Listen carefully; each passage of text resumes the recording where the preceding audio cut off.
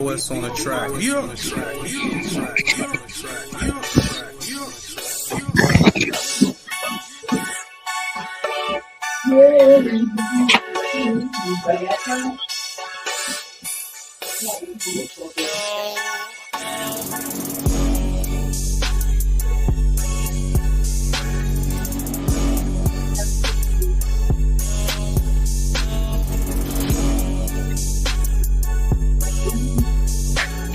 All right, champ.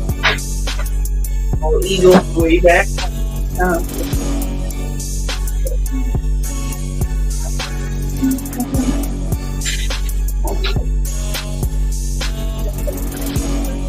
Yeah, I'm good, man. All right, man.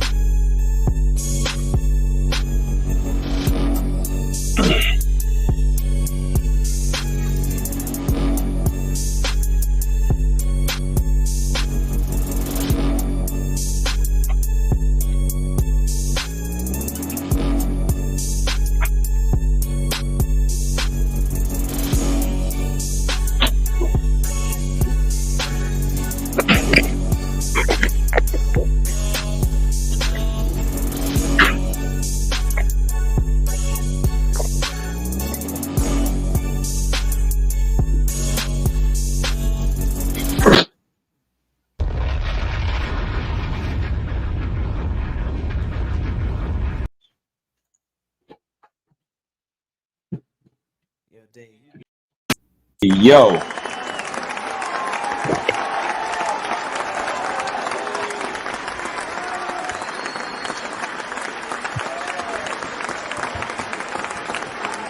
Man, oh man.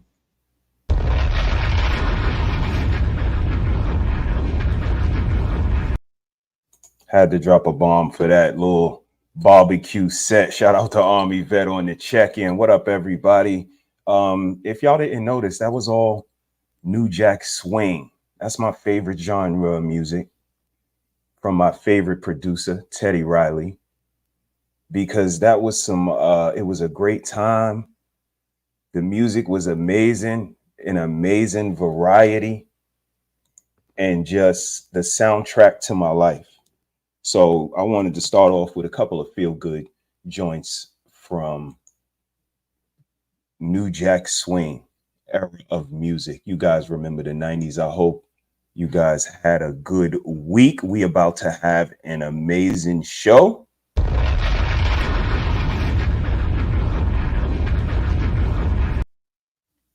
If you didn't see the thumbnail, it's right here. $1 Million Weddings Dollar General marriages. God damn.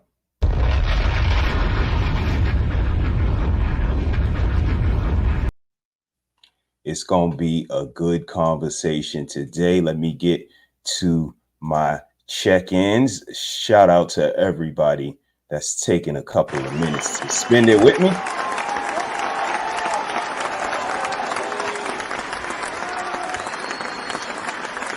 Harmonize in the building. Hey, sis.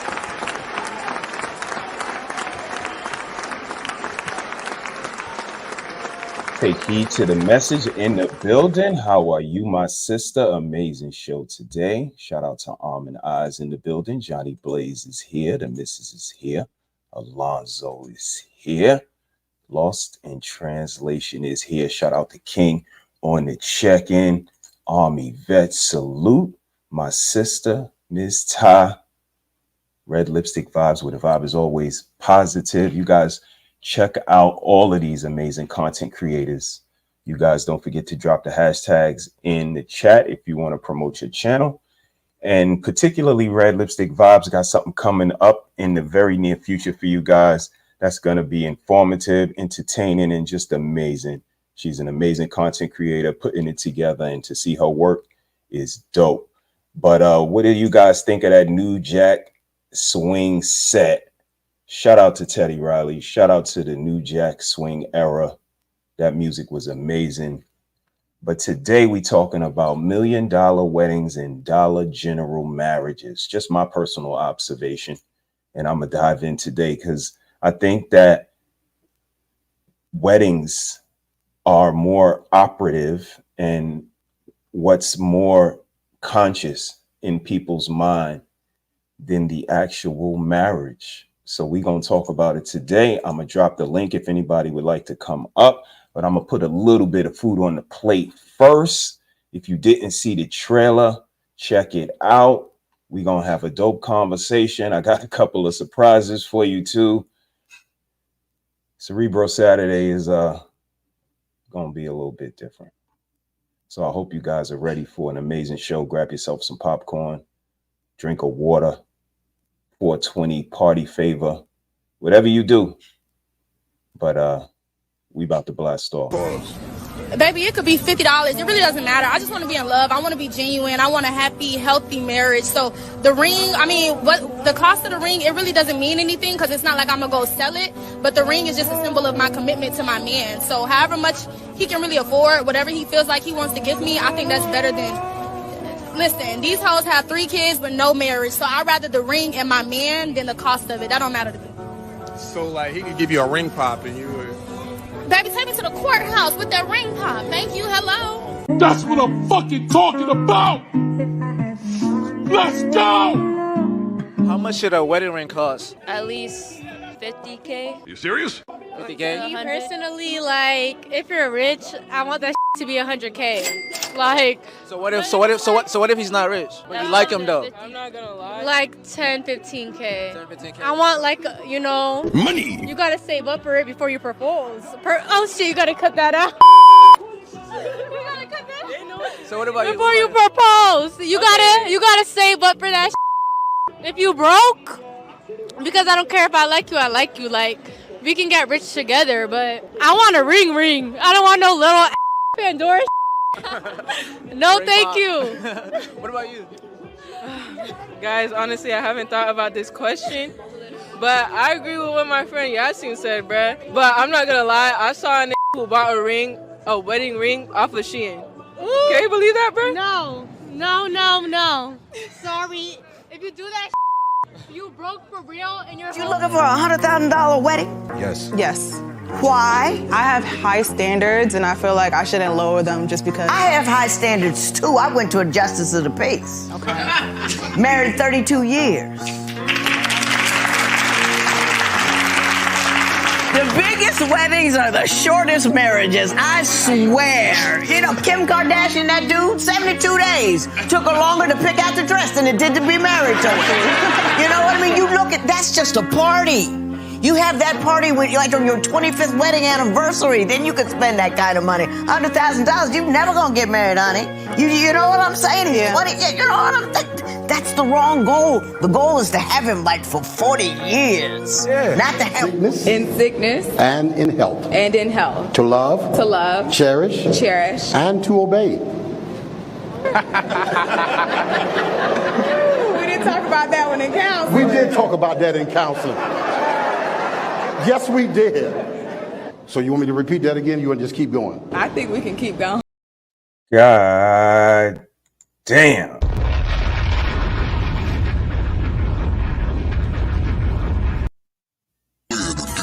Condis, Jay-Z tried to kill me. Cut my name, whole weight, big pop on the street. Bank roll swollen, I can helicopter police. Power up your colon in the back of Papa Caprice. I'm a hog in the beast, when it's time to vlog, I release. Like a walking dog on a leash, a frog on a log at the beach. Pause when I jog to the east, picking up fog from Cheech. Blowing smoke with the priest, I speak for all with the least. My nigga, you know that I'm awesome still. These other rappers pop pills like a moxicil. While I'm eating chicken fettuccine pasta meals. Cause everything I do huge like a roster kill. Ill. Trick I own Hotel Rwanda. And Sean Diddy Combs is my auntie Yolanda. I'm all about my combos and drama. Come out the llama and beat it. Hannes and Palmer, Geronimo, Prado Palmer. I am Madonna, Chandelier, me Walt Disney. Martin Louis, the Dream, Steve Jobs, Bobby and Whitney. Praise issue, L.I.A, the king, how high is he? False literature, the history is dead pygmies. Truth is my mama and her mama had a baby. Now they in trouble cause somebody gotta pay me. Up to my chin and they rebel, that's why they calling me crazy. I got a friend who I love, I married her, and that's my lady. Ma, don't be mad trying to feel me, I know your secrets. Screw me, I'ma laugh, do we laugh, cause I can't believe this. Ain't nobody thinking about me. They been raping and pimping on my entire family. I'm about to straight up as John F. Kennedy getting loose. Cause I see Tommy Chown, but we can't find shit. Yes, I still hit the bone, though it's wrong on my feet. I get ill, yet I'm strong, cause inside lies the beast. I ain't sorry, ain't got a peep, I know your neurology. Everybody proud of me, Satan can't find a way to swallow me. My demons follow me, Illuminati trying to bottle me. Stop trying to holler me and get the people who they wanna see. They calling me the new millennium, rock king, times pop, better than Jigga. Word, my type of nigga. It's obviously safe to say I'm the pick of the litter. My abominable family try to make me a critter. Everybody wanna rape my nerves, I ain't scared of you motherfuckers, none of you make me nervous. If you hire me, I do my job and do it perfect. I ain't tripping on none of these bitches because I'm worth it. Yeah, trick. The helicopter come with security, holding choppers, land, hop off the plane, get inside the mouth, but you block it when you speak up on my name. I just pray that you do it proper. Best lyricist in the game, probably right next to Biggie Papa. Look at you and look at me, little nigga. You what it do, I'm what it be, little nigga. To my shoe from my knee, little nigga. I'll air out all your little ones I see, little nigga. Nah, I ain't fucking with you till I think you get the bitches. Spending grands on bitches and a million on switches. Ain't shit sweet. Everybody think you like delicious. Making ends meet fight, trying to make it out the trenches. Assalamu alaikum, thank God for the fix. Plotting real big play. Gotta watch for the snakes. Driving, waking up late, drip, sweat with my heart throbbing. New Batman, made back trip, thread mobbing. This young man, he play 10, probably end up fucking up Beyonce friends. Fuck 'em so good, they gon' have to make it a trend. Fucking on the golf course and fucking in the Benz. Me, I go like me, highs grow. Ain't a nigga in the globe that can be my host. Get a nigga to the bone, make it be my role. Chris Rock, Gusto, bitch, CB4. Sick of all the bullshit, put me on the pulpit. Get up on your ass, hit you hard like a mule kick. Peanut butter outside, inside, cool with. Way more talent than you niggas know what you do with. Gotta stop.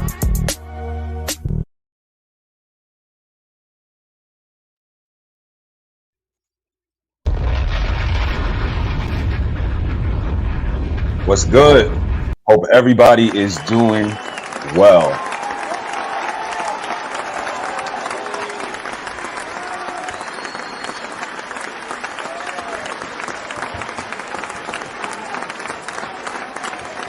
Surfing X in the building. Blaze in the building. Damn fool stood at the altar and laughed when he should have left her ass in the dust.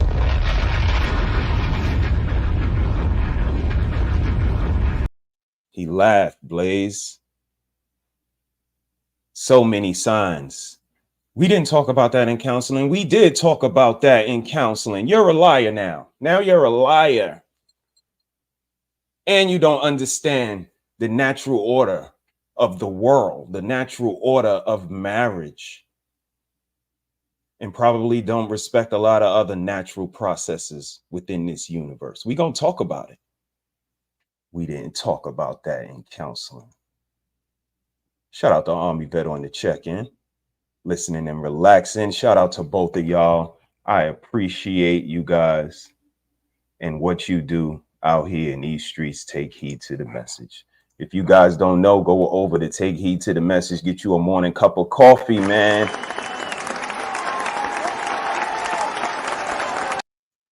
primo. Primo. I am one half of He Said, She Said, Love and Abundance. I am Mr.HeSaiD.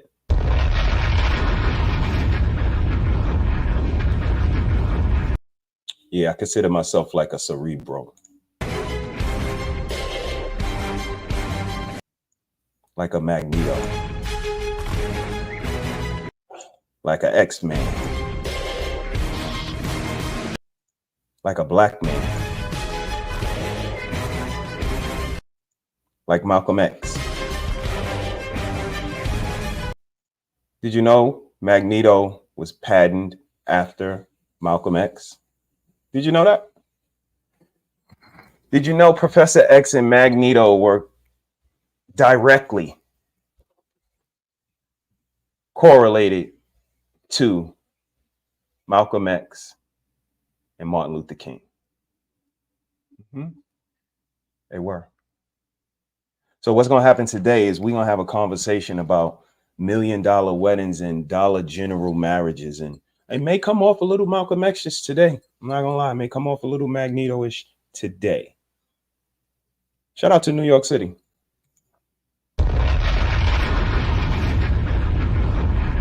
That's where I'm from. I'm from there.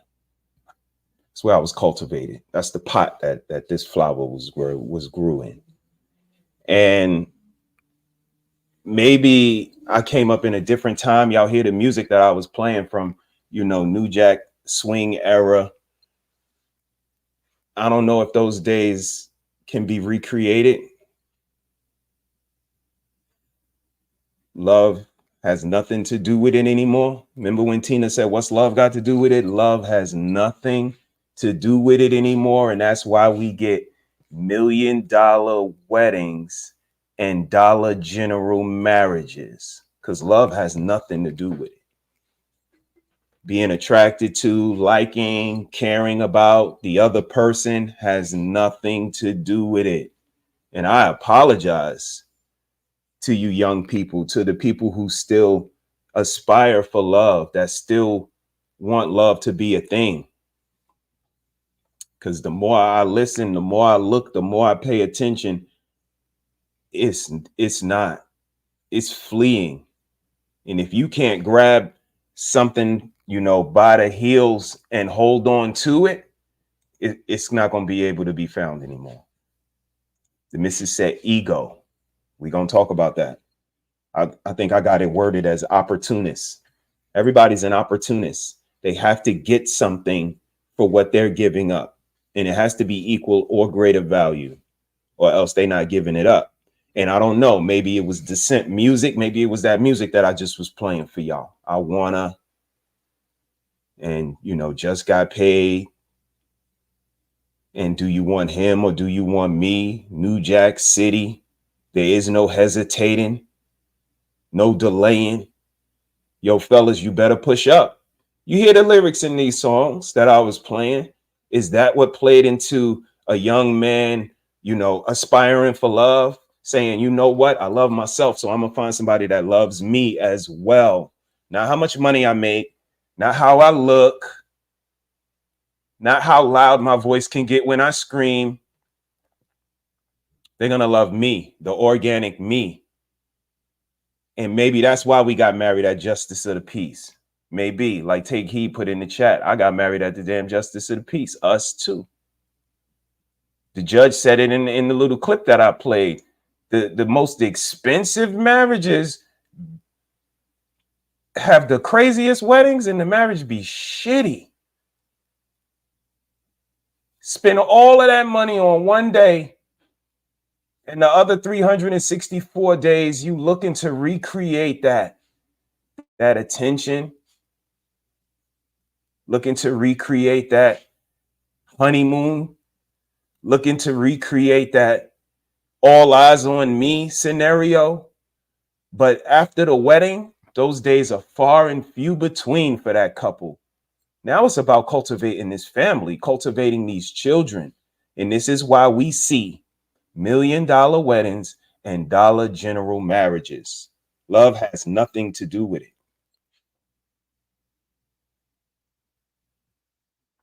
I got some videos. I got some screens I'm going to share. It's gonna get interesting. But like I said, I'm from New York City, man. So, you know, I joined a crew called the Lowlives. Shout out to the L's. 2 L's up. And this crew is about brotherhood. It was established in 1998. I probably got down around 91. 91. But look it up. It's about love and loyalty, but it's focused around a clothing designer named Ralph Lauren. He makes polo clothes, right? So us as young men, we wore tremendous amounts of polo clothes. Y'all know polo clothes ain't cheap, right? But the reason I brung that into this conversation that we having today is because, you know, I hear a lot of conversation about how we should be able to, as the Black community, understand the value of a dollar, understand the value of our spending power, and we kind of spend it on name brands, and we associate ourselves with these names and things of that nature. And I really received that. I thought it was a lot of validity to that. But I got a question for y'all. Do you guys think that applies to everybody around the board? Does it apply to a demographic? You guys let me know. Should we not be aspiring to the name brand labels and so on and so forth? I want to know. Trust me, I'm going somewhere with this. When the ladies counsel from me, first question is, what are you willing to give in order to get what it is you seek? Absolutely. From the first day you came in, the very first day.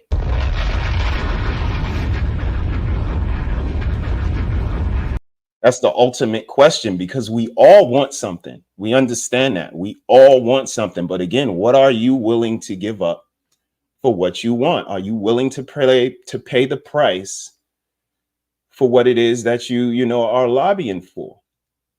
So, you know, my question, guys, I asked it because I hear the ladies and I admire the ladies. My ladies have always been the type that don't mind going to the thrift store. They'll go to a thrift store. Nikki will put on some costume jewelry.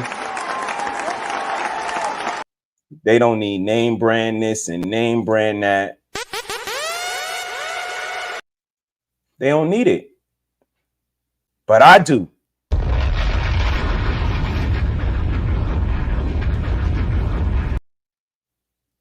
And it's not because I'm superficial or, you know, I'm insecure. It's because what I've noticed in my 49 years of living is that you get what you pay for.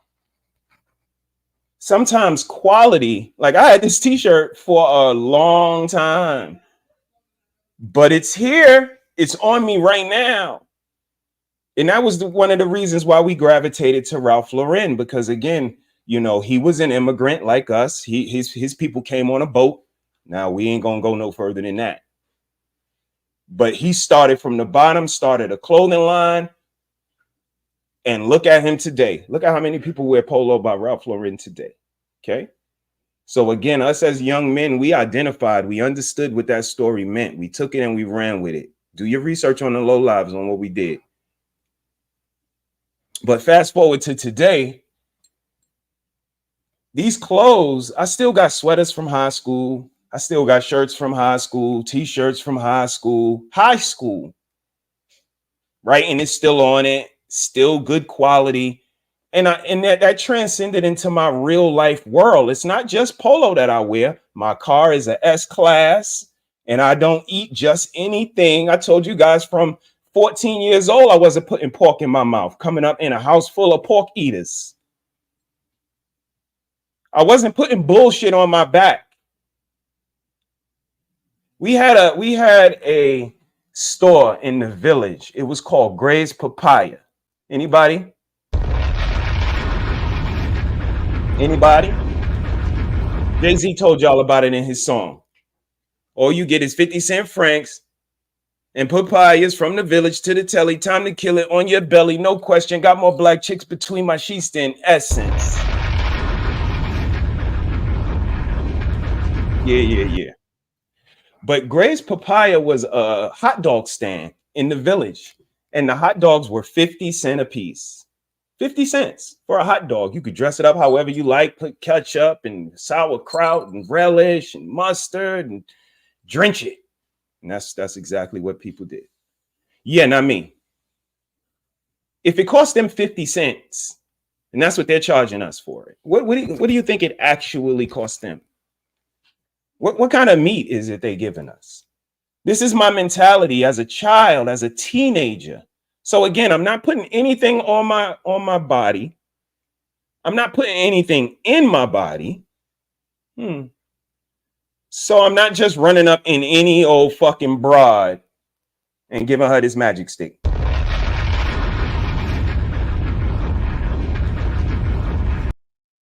It just became chronological. It came par with the course. Like you practice discipline here and here. You don't play for just any basketball team.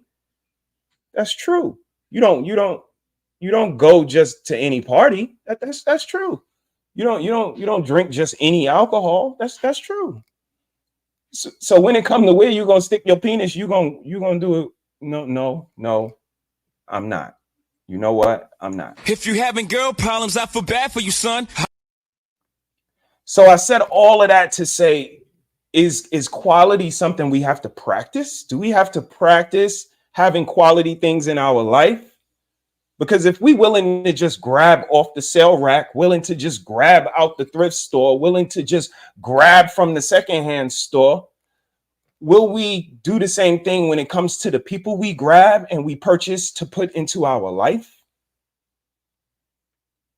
So again, I understand that, being frugal and economizing and understanding consciousness of spending and a dollar and name brands and what we pledge our allegiances to, I understand all of it.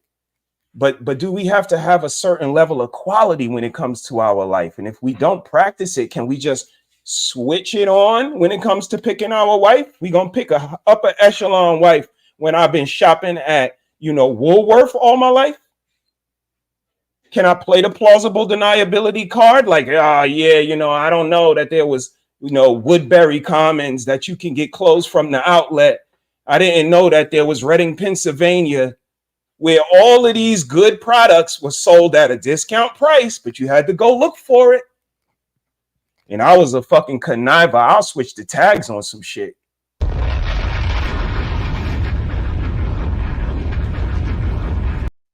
Wait a minute. This $600 sweater is $11? Yep, that's what it say.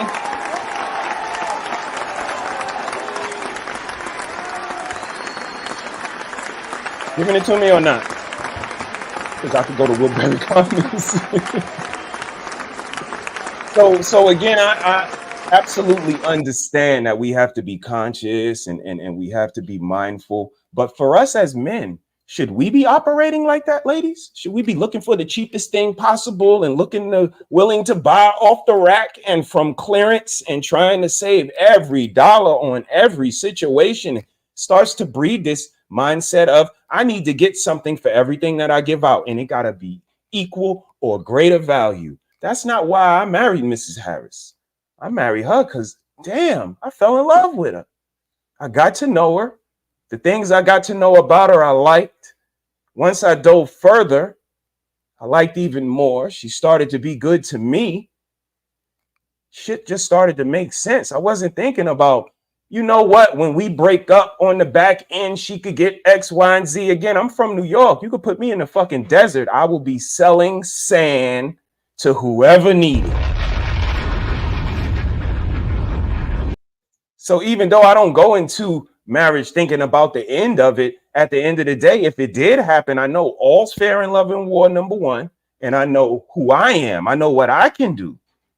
So anything I lose, I could get back. Ask Mrs. Harris how many times we dropped everything at the drop of a dime because of disrespect. And we say, yo, didn't we tell you we won't be disrespected? We out of here. We don't give a fuck about none of this material shit. We could get this shit again. We hustlers. Nah, drop a New York City bomb for that. We hustlers. Yeah, we get to it. But again, that comes from, you know, the quality, the integrity. But let me know, is quality a bad thing when it comes to, you know, our clothing? I drive a S-class car. What kind of cars do you guys drive? What class is it? You guys are driving, you know, what? The houses we stay in, we got central air and heat, and we not dealing with bargain basement lives. Should we be shopping for bargain basement wives, fellas? I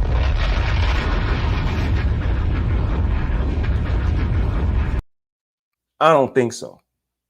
I think we should be shopping for quality. That's just me. I got a few videos today. Some more interesting than others.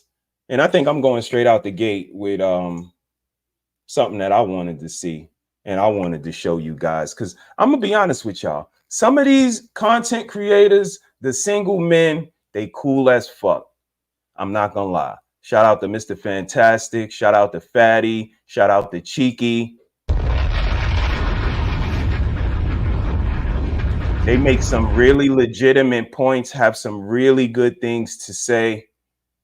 But a lot of these single niggas, they just trying to smut. And they liars. Horrible liars. So I'm going to be honest with y'all. Be careful of who you checking on and who you checking with. Because some of these niggas, they wild. You know what? I promised Dr. Nakumbe that I would watch the N-word from now on. He rolled for that, baby. So, Doc, right now, 5:03 on 420, I'm going to chill with the N-word. Respect to you. Miss you. Can't wait till you get back. I'm going to share a screen with y'all. Because these dudes, we have a woman. You're saying that's stupid. No, it's not stupid. It's about, you got to understand the person. You got to understand a human. You know, everybody have different needs. Like, for example, you go to this woman's house and she fixes you a sandwich, right? Do you know that she just fixed you another nigga sandwich? What you mean? Somebody taught her how to fix that sandwich that way? If she didn't ask you what you like on your sandwich, she just fixed you another nigga sandwich. How she know what you want on your sandwich? So if all this cooking and cleaning shit is just robotic, she doing other nigga shit for you. No, what do I need on my sandwich? Wow. That's amazing, Fellas, women will make you another nigga sandwich. Cause she did. Women crazy, fellas. Women will make you another nigga sandwich.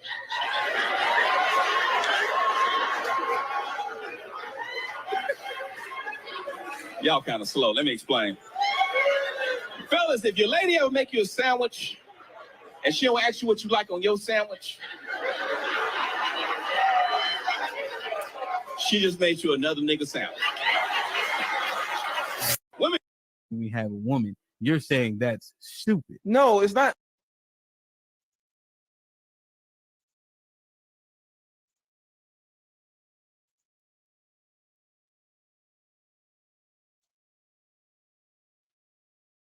And to y'all men, if you are a single man, tuck your thing in your pants. Take it out your booty hole, because that's why y'all come over here and get offended, because your thing in your butt. Take it out your booty hole, tuck it in your pants, and stop trying to sleep with these women. Stop trying to put these women on their bite and get you a woman, court that woman, date that woman, make love to her mind, get engaged to that woman, then marry that woman.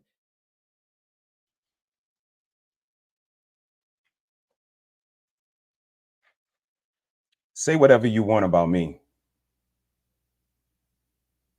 When I speak to you guys, it'd be my original freaking thought.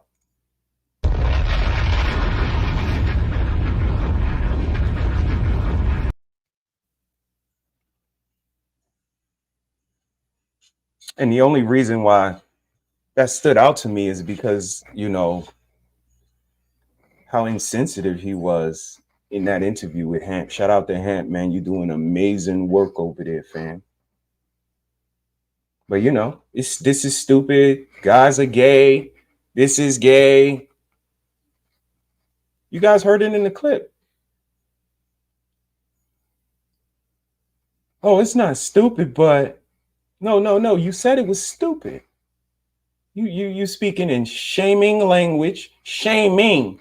Do you know how many people come on here shaming? We speak about shame. Behaviors. Not shaming, not calling everybody gay and calling everybody stupid and stealing other people's information. I know he looked like him and he sounded like him, but it wasn't him. Rewind it. That wasn't him. He took that man whole fucking stick and then sat up in somebody's face and tried to fucking put passion behind it and make it sound like it was his fucking thought. And not married. Ain't got a girl. The first. Think he was engaged, girlfriend. I don't know. Buy his fucking card game or whatever the fuck he be saying with his single ass. Yo, these dudes.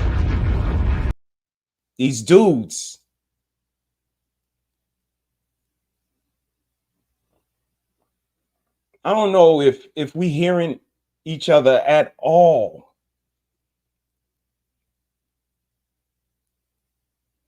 But you guys let me know. I could be way off. I have been before. I will be again. What you think? Too much instant gratification, DoorDash mentality to wait for the right one instead of being selective. Or letting your brother vet, or your uncle, or your dad, let him vet. Let him vet. I was talking to one of my sisters today. Sis, do you think women are good vetters of men? I just don't pick right. You shouldn't be vetting, sis. You should be sending them niggas to me.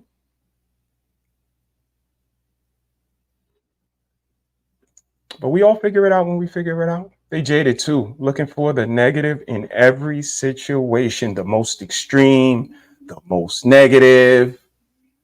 And, you know, people are going to pick those out. They're going to pick those moments out. Oh, my God. Yeah. Oh, my God is right. Take heed. Everybody want to look for the shock value, want to say something so shocking when it's all been said before. Me and Ricky say it all the time. The game don't change. The players do. Yeah, you guys got some nuances. It's a little different. Ain't gonna lie about that. And we gonna look at some of them today. But overall, come on, man. Come on, man. If you know Mr. Let Go, you know he does that. What, steal? God damn. He divorced? I want to divorce him already. He's lying to me. He's taking other niggas' information and bringing it like it's his. He should have said, shout out to homie who I took this from.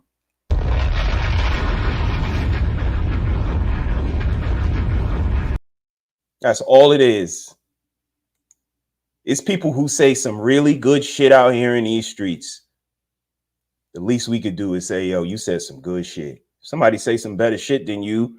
Damn, rock with it. I heard that on Hamp's show. Shout out to Hamp. Again, that man is doing amazing work because he's pulling the truth out of these people with the camera on. You can't hide.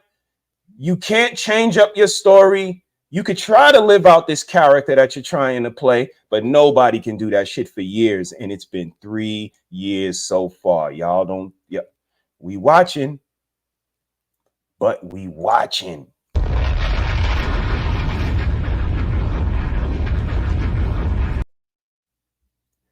A lot of us in the YouTube streets are not real at all. Fake. That's deplorable because, again, take heed. A lot of us in real life are fucking fake. You had an opportunity to come here. We had an opportunity to change the schematic, to change the narrative, to show people we could do it the right way. Yeah, maybe the circumstances outside have us looking like we don't, but no, we come here, we can't do it the right way. Who is teaching these men how to vet? They seem to be vetting and choosing wrong. Them come to the panels to vent and go and get more wrong info. You're absolutely right. Absolutely right. Just like, you know, I should be vetting for my sister. She should be vetting for me. Quality women should be vetting these women for these men. You would be vetting for me, Harmonize. Take Heed would be vetting for me. Red Lipstick Vibes would be vetting for me. Mona D would be vetting for me. J Mac would be vetting for me. Sarah would be vetting for me. Yo, what y'all think about this girl? That's exactly how it happened with Nikki. Nikki came into my neighborhood. My sister, who lived right next door to me, not blood sister, but best friend, next door neighbor, so long, she became my sister. Her and Ebony and Shelly and Dora, they started to vet for me. And they were, you know, Heathcliff and the crew in the style. They were not afraid to shake it up. And they didn't like those, you know, light-skinned girls with the long hair and all that shit. They didn't do that shit. Y'all know how best I get. And Nikki came around and it was like, yo, she is kind of cool, bro. I ain't gonna front. You might want to get to know this girl. You might want to be a little intentional about her because she falls right in with the crew. She comes around. She has your best interest. She's getting to know the family. She come over here. She sit down with us for a couple of minutes. Next thing you know, they best of friends. Them, not me. I'm out now. Now they all a crew. And it's like, Jesus Christ. Yeah, they went to a concert together, Genuine and all. Oh, my goodness. So these amazing women in our life should be vetting for us. Just like the quality men in our lives should be vetting for the women. But, you know, like we hear on so many panels, that's where the far and few come in, is the quality. And that's why, you know, it comes full circle with this question that I asked you guys. Like, I understand the thrift store shopping. I understand it. But do I want to carry that mentality into the woman that I grab too? Because I might end up grabbing some clearance rack chick. And I don't want to, you know, go into starting and cultivating my family with that mentality. So again, these hats cost $37.50. I can't do a snapback. I can't do a US Polo Association. I just can't do it. It's not that I'm better or upper at, nah, it's just the quality of it. It's not there.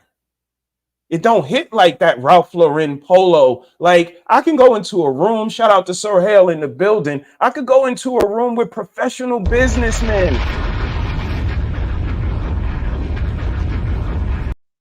Yeah, he got on his Brooks Brothers and he got on his Armani and he got on his, yeah. Ralph Lauren will suit me fine. Nice little fitted suit, nice little tie. Nice. It's about the way that we come off, the way that we present, I believe is important. And in grabbing the woman that's going to be with me for the rest of my life, I had to present myself with a certain je ne sais quoi. I couldn't play the plausible deniability. Well, I don't know. Well, you know, I don't care about none of that stuff because it don't float my boat. Yeah, to a degree. I gotta know about this stuff. Because I'll get to the altar and be like this. Sickness. In sickness. And in health. And in health. To love. To love. Cherish. Cherish. And to obey. We didn't talk about that one in counseling. We did talk about that in counseling. Yes, we did. So you want me to repeat that again? You want to just keep going? I think we can keep going. All right. He's laughing.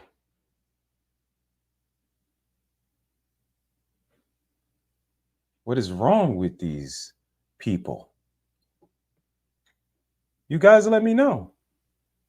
But today, I wanted to have a discussion about $1 million weddings and dollar store marriages. I was watching Take Heed to the Message, my sister.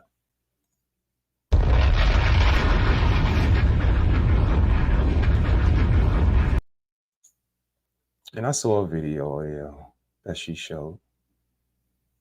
It was this one. Married legally, I just want a wedding, like the big wedding. No, that's smart as hell. Like, no, it sounds crazy. I don't. If that makes sense, like, Travis, feel you. I just want to like have the experience, like the wedding, the big wedding, you know. But I don't want to sign no papers saying that we married because, for one, I don't want to go through the divorce process.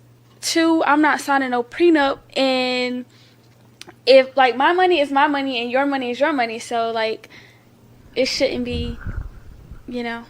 I don't want to have it. I don't want like the courts to be involved, if that makes sense. And that's, you know, that's pretty much it. It's a mentality, guys. It's a mentality. And like she said, it's not funny. And, you know, like I said about the clothes that I wear and the crews that I roll with, not just any old guys. Not just any old guys. Shout out to the low lives, man. Shout out to my guy, Thurston Howell III. Shout out to Sean P. Rest in peace. Shout out to Rack Low. That's going to be here this weekend. I'm going to try to catch up with you tomorrow, my guy. But shout out to all of those guys that, you know, taught me that quality over quantity is going to pay off. Blaze checked in. He said, all due respect, but he was a damn goofball for going through with the wedding after a garbage that came out of the bride's mouth. Yes, after that was crazy. And again, just lying. It was a lot going on there. So yes, he definitely got a little bit to do with it. He absolutely has a little bit to do with it, sir. You can't say you got nothing to do with it. You got something to do with it. You laughed it off. When you know that this is something that is a part of the natural order of family. I apologize that the universe, nature, things run in a specific way. We can't change that. But I want to share a screen with you guys. And what I'm sharing is going to be wedding entrances. I went on TikTok and I just type in wedding entrance. And I want to show you guys what comes up. We're gonna take a look.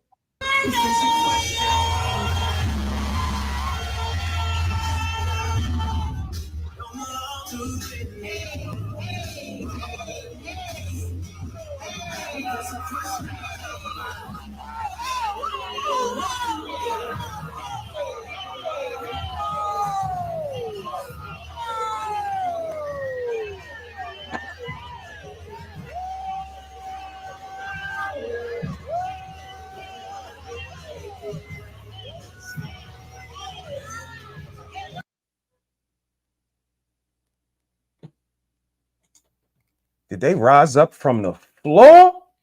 They rose up from the floor. Damn. How much that cost? This is crazy. How much that cost, y'all?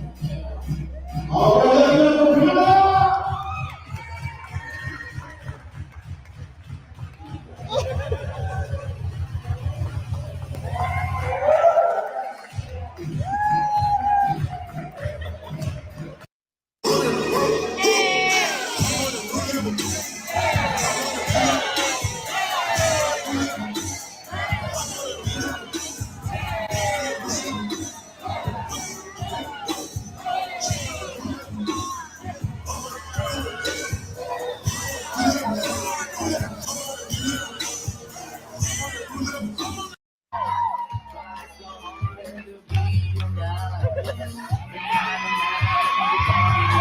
she was hiding it in there.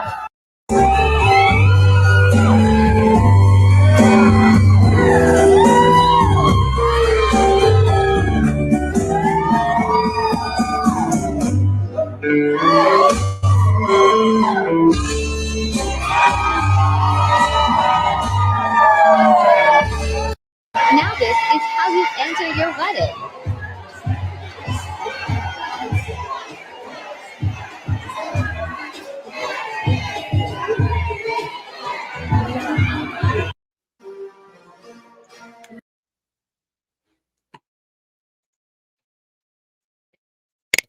We're gonna play some more. Y'all might not know where I'm going with this, but don't they be telling y'all that ain't nobody getting married no more? Why the fuck you lying? Why you always lying? Even more, I want you guys to listen to the music that's being played in these receptions and weddings. This isn't old people music. Young people are getting married. They're just not staying married because this is what they want. They want to rise up from the floor. They want to come in with the super entrances. POV, wedding party in trance, and you felt a jigging spirit takeover.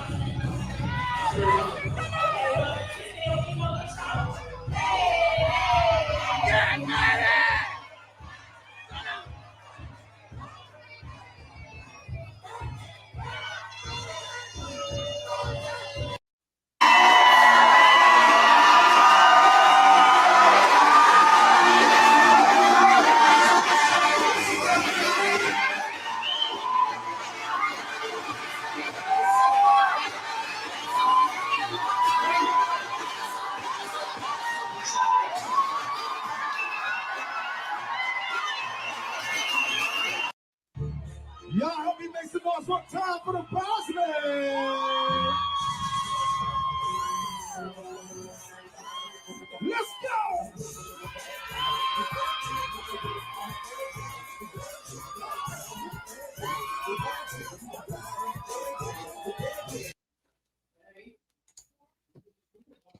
Y'all think I'm lying, but I'm not. That's all they want is that one day. After that day, that's when the work starts. Well, maybe not after that day. We still go on a honeymoon and we get a couple of days where we chill. Grandma gonna take the kids and shit.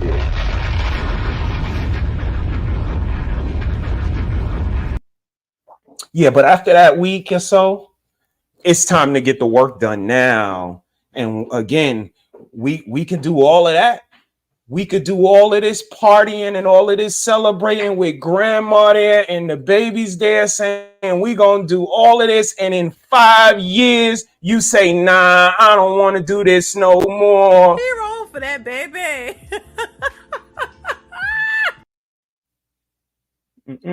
You wanted to do that big ass party when it was entrance time. You wanted to do that when you was looking so crazy right now. You and all your girls in unison. This is what they talking about. The young girl said, I don't want no goddamn marriage. I just want a wedding. You know how many people share your sentiment? They speak against everything. Now it's everybody else's fault except two people being in love. Love ain't enough. Need money. Money ain't enough. Gotta be a nice guy. Nice guy ain't enough. I heard it all.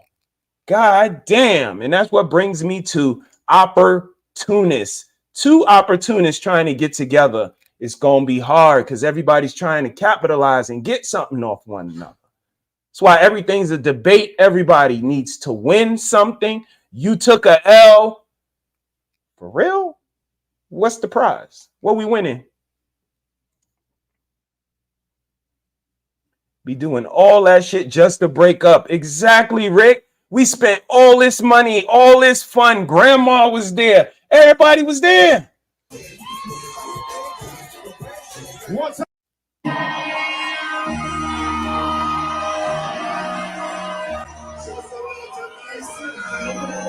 Now I can't tell you I need a sandwich. I can't tell you to sit down. I can't tell you your attitude is a little unbecoming. Can't tell nobody nothing. And not only that, no woman in the world, nigga, because don't nobody hold nobody. Y'all, look, it was fine on this day.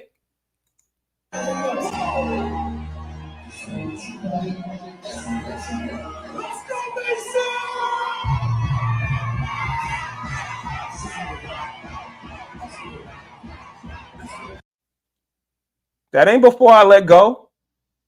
This ain't. If your groomsmen don't know what to do for their reception entrance, show them this. Make some noise. For your groomsmen, we got James, Ricky, Anta, Eric, Dexter, and Josh.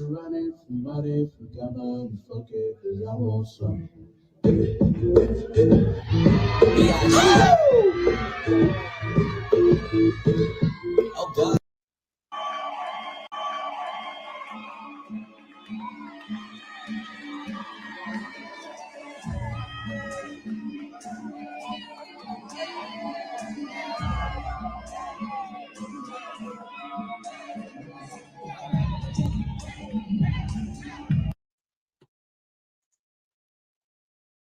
See what I said about love? Ain't no love music being played at they goddamn weddings, and they think that they gonna stay married.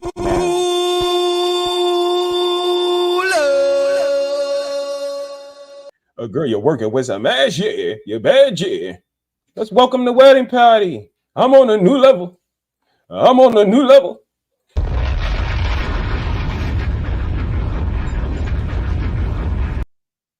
What's the first thing I said? Love ain't got nothing to do with it no more. How you think you gonna build something? You ain't using no higher power. You ain't using love. And you think you could build something that's gonna stand and survive when they the same thing. They synonymous.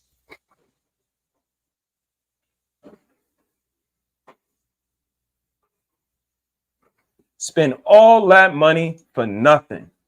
Can't tell nobody nothing.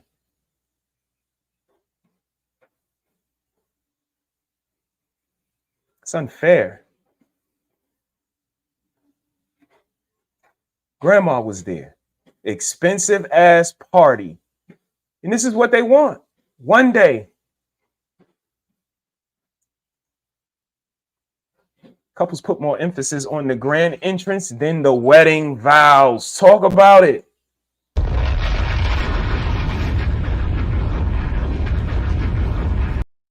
And then try to play. I don't know how to plan out nothing. I don't know about foresight. I don't know about consideration. I don't know about, but you knew all about it when you was planning the damn entrance dance. The entrance choreography. You knew about it then. You knew all about foresight. You knew all about planning. You knew all about schematics. You knew all about nuances. Now, no different than the fellas. You knew all about situational awareness on the court, on the field. Now we get into these boxes and you don't know how to differentiate between situations. Well, what is the situation to you? Y'all dudes are wild. If you having girl problems, I feel bad for you, son. And that's not no shot. You might think it is because that's the way, most people think. It's not no shot. It's actually an apology. If you having girl problems, I feel bad for you, son. You know why? Because I feel bad that you got to have these thinking ass women to pick from, fellas. I feel bad. I apologize to you ladies that you got to have these wishbone back ass niggas to pick from. You know where a backbone should have grew? They got a wishbone there. It depends on who put the most pressure on which side is how it will fucking break. You don't believe me? Just think about if she making somebody else's sandwich. Y'all, man, dude, at least when me and Ricky sit down, we come to y'all with our own thought. This shit is not stolen from nowhere. If it's stolen from me. I tell y'all, look at my Facebook page. Look back 15 years saying the same exact shit.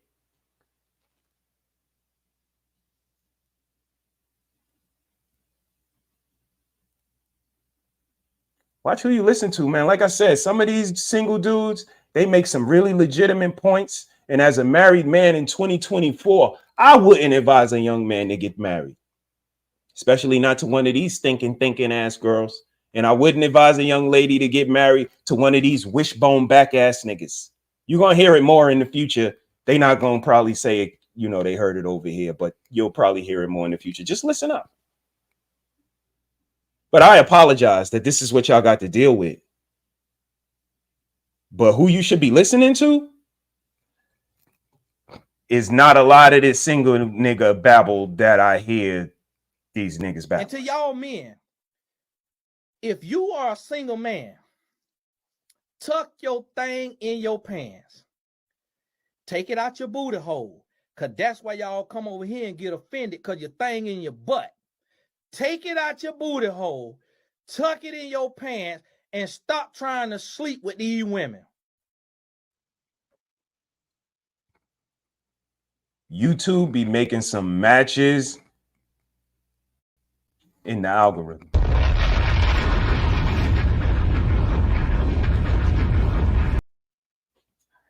They trying to sleep with y'all. And it's working. But be careful who you listen to. And to y'all single men, cancel your podcast, cancel your book deal, cancel your YouTube, cancel everything until you find you a wife.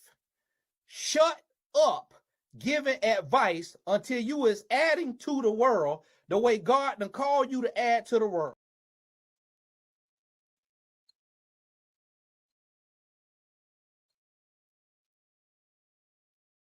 All I could do is apologize, fellas. If you know a good girl, maybe y'all didn't see eye to eye on some things, you should holler at her. Ladies, if you know a good fella, maybe y'all just ain't see eye to eye on some things, but they are grounded in, you know, tradition and legacy and have some principles and integrity. You might want to double back, because what you got to pick from is some wishbone back dudes that just, you know, lie, and some women with some stinking thinking, man. Women are beautiful, and they are. But if you start talking to them, they ugly. If you, man, you can find the most beautiful black girl, but when you talk to her, man, this bitch ugly in a motherfucker. She got some stinking thinking. This bitch fucked up in the way she think, and she have some unrealistic expectation of what a man is and what a man does with a woman. You know why? She ain't never seen a man just like we ain't. Her mama didn't have no man. Her grandmama didn't have no man. She been watching her mama in and out of fair relationship. Who showed her what a man is? How she so confident and accurate in her assessment in what a man does? Bitch just talking, ho. Shut up. Don't know a motherfucking thing. What about what? Yeah. That's how I feel about those chat chicks.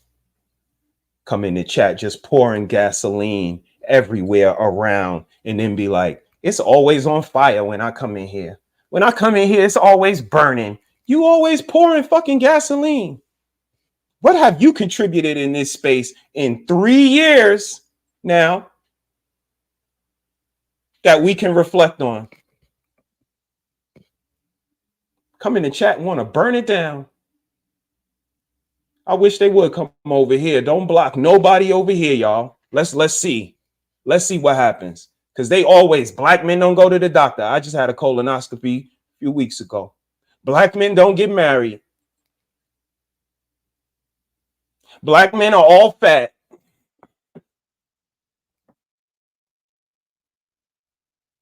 They go where they can spew that hatred and it gets accepted and validated and celebrated. Come over here with that shit. Again, you know, I put up a post in my stories where the young man was talking about how the black man is God. He should look at himself as a God. He should carry himself as such. Maybe he would get better results. And I got an inbox that said, that's a red flag off top. Any man that refers to himself as God is a red flag. I'm running the other way. Damn.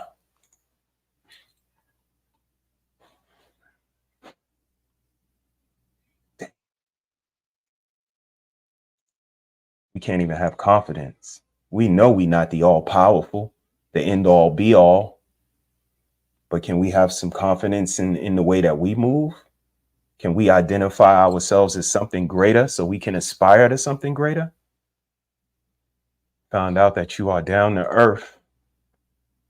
How you get booted from your own crew?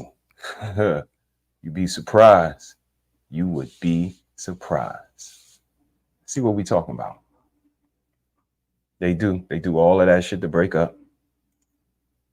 I was supposed to do a wedding today. I backed out though. I would imagine people are still getting married. And, you know, I believe that mature people can find each other. I do understand that the schematics are different. And I just received a wedding invitation, Ricky. My fellas is all my friends, my brothers, they always getting married.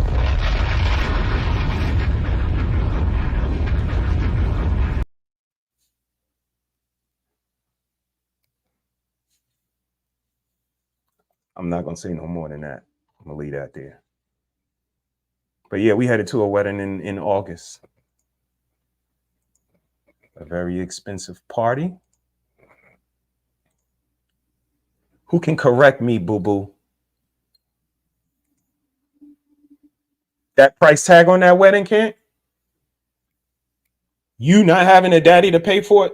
Didn't we paid for it, right?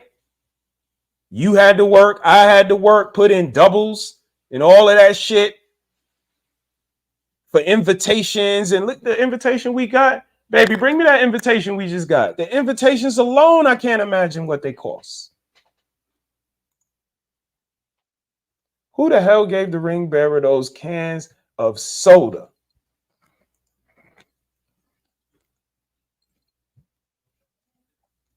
Shout out to my fam. My brothers is always getting married.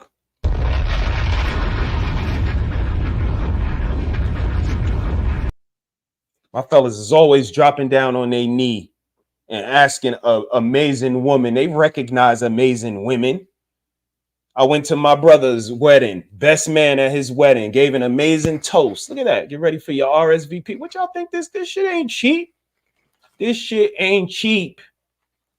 We just breaking up because you wasn't happy. You was in your Tia.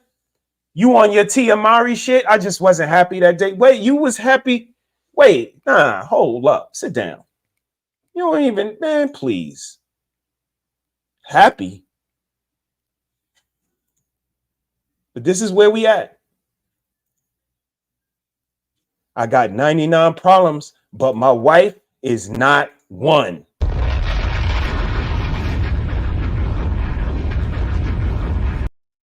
I apologize that they don't respect the natural order of anything anymore. I apologize, fellas. Take Heed said facts. Charleston White is correct. I saw that on your program as well. Take Heed. Stinking thinking. Some stinking thinking. Shout out to AR on the check-in. What's up, my brother?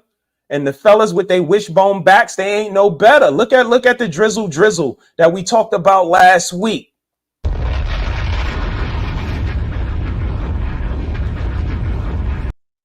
How many fellas is dragging it through the mud, misrepresenting it, speaking about it? They don't know what they talking about. Yeah, the ladies want the men to take out the garbage too. Nigga, shut up. That is not what it's about. It's a mirror, actually, showing them how insensitive, how silly that shit sounds that they asked for. But you, sure enough, you got men, oh, this drizzle shit, and all of these men, and this is crazy. And what is it? You know, one guy want to play a plausible deniability card. What is the drizzle shit again? I don't know nothing about it. Here we go. You just sound just like the fucking girls, nigga.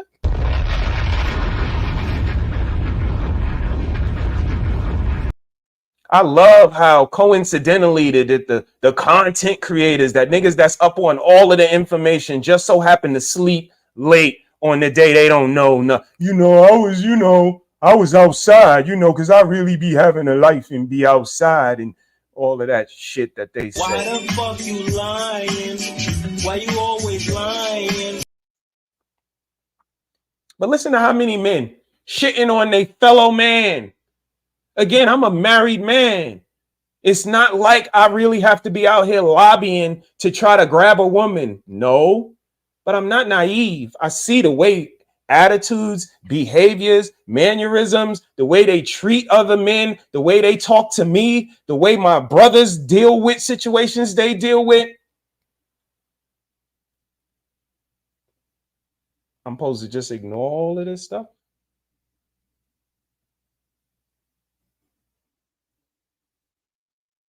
Everybody want to brag about how they can get a panel of people that's not from YouTube, right? And I could get them to come here and I could get them to sit down because they're not from YouTube. They're not from YouTube. And they sound just as stupid and delusional and crazy as the people on here. And we call it talking points.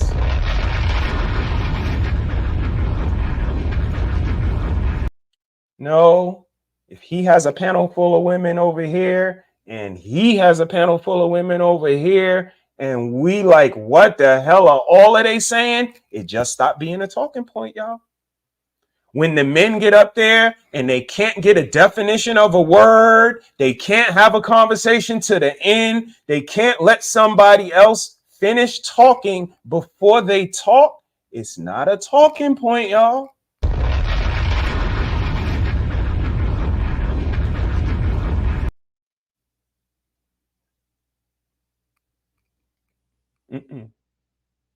And especially when the solution is to eliminate availability. No matter how intense the conversation is, how dope, I don't click the button. I want to have some of those conversations with some of those gentlemen. They shit on married men. Married men don't get a good word said about them. We simps, we dick prison, and so many different things said about men that try to make an honest woman out of a young lady, that try to set a positive example for their community, for their children, for their family. Some of us are cycle breakers. I don't know if y'all know this, but I'm a cycle breaker. Nobody in my family was married. My mother was married to my father for a little bit, but I never met him, and she was gone immediately. So I don't know what kind of marriage that was, but they were married on paper. When I was not a bastard. My brother, it's a little different.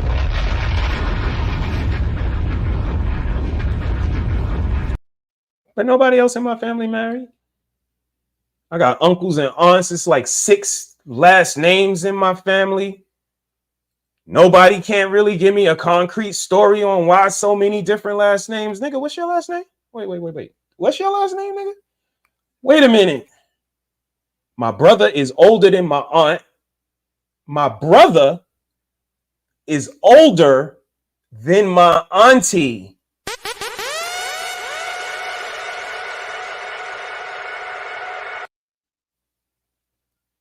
Not by much. A little bit. But what does that mean? I'm glad you asked.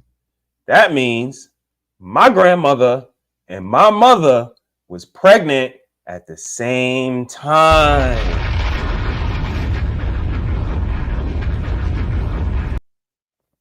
That's what that means. I'm like, yo, do y'all realize? Y'all don't. God damn.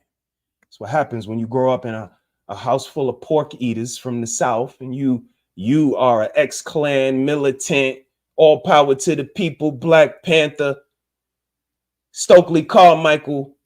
Like, the knowledge I was acquiring and starting to put shit together, but nobody wants to have a conversation or answer any questions. And I fast forward 30 years and I hear the brothers coming into circles talking about, yeah, it was like that. I'm like, man, god damn, this shit is fucked up. Nobody ain't gonna tell the truth about it. Can't be just all us. Can't be. I know there's some wishbone back ass men. Trust me, I see them. They waffle from panel to panel, place to place, depending on who they around and who they with, depending on who they want to sleep with.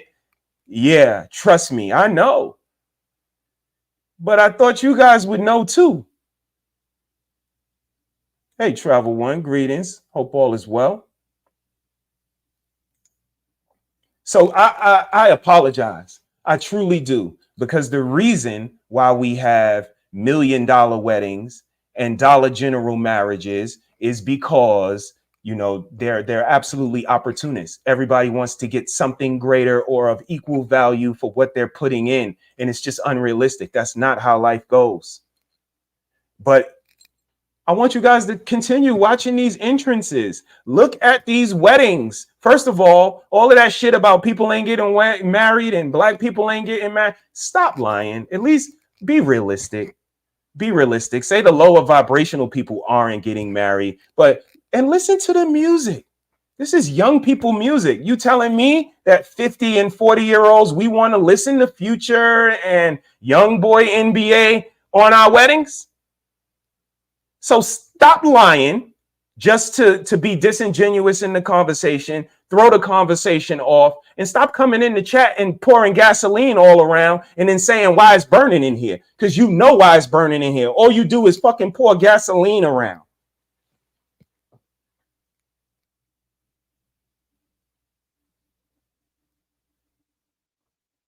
Or you could come over here because I go to the doctor and I'm married to my wife and I eat vegetables and I drink water and I discipline my kids and I read books and my house has rules and the rules are posted and I have a wedding ring and my fucking wedding certificate is on the wall right there and my kids' degrees are on the wall over here. It's probably why I'm at 200 while niggas who get arrested 30 something times is at 13,000 and the liars are at 20,000 and the grifters are at 60,000 and I got fucking hyenas calling me and my wife grifters and they ain't never gave us a dime. My fucking microphone game is more than you could ever fucking give me. I got the wireless mics and the Rode mic and get the fuck out of here with that grifter shit. All we do is bring information and edutainment. Go in the archives and check it out. Our shit is not just the great dick and pussy debate. My wife talks about menopause. She gives young ladies information. She has the village congregation at our house. So again, this is where they want to frequent the spaces that don't have no proof in the pudding and then say it ain't shit out here on YouTube for you to look at, but you fucking lying. Why the fuck you lying? My sister and my wife don't say it. I'm gonna fucking say it. They got way better content, but they don't got their titties all pushed up in the screen every fucking week. You ain't never gonna hear them say, we the best looking panel out here. We ain't never gonna come to the panel not look. Y'all bitches ain't got no information. And reacting to other people's content is judging. I hate to break it to y'all. That's fucking judging. But everybody start their sentence off with, I ain't judging, but he's fat, he's old, he's wrong, I disagree with him, look at his floor, he need to clean up, he's a horrible dad, he need to watch his kids, she send her vagina all around electronically, she sleep with everybody, she take money from married men. All of y'all are judging. Y'all might not want to say it, but y'all is.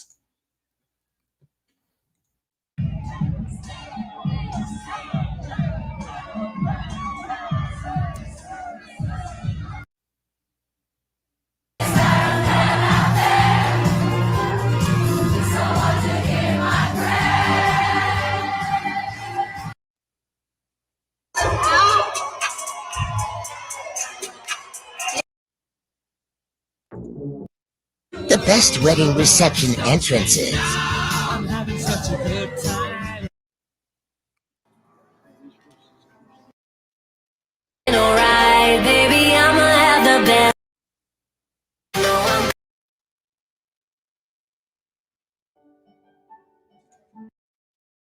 Go to town and Mary find up the joint. He claimed he has a misery, but he has a lot of fun, oh baby. He got on a tank top. They had their wedding in a barn.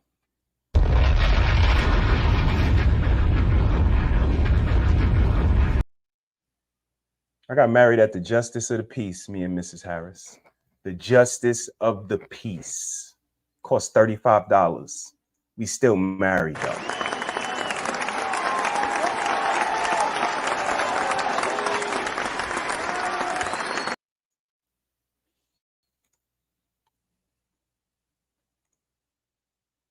Happiness is a feeling. It comes and goes. It's not a permanent state. If you think getting married means happiness 24/7, 365, then you need to not only rethink marriage, but everything else.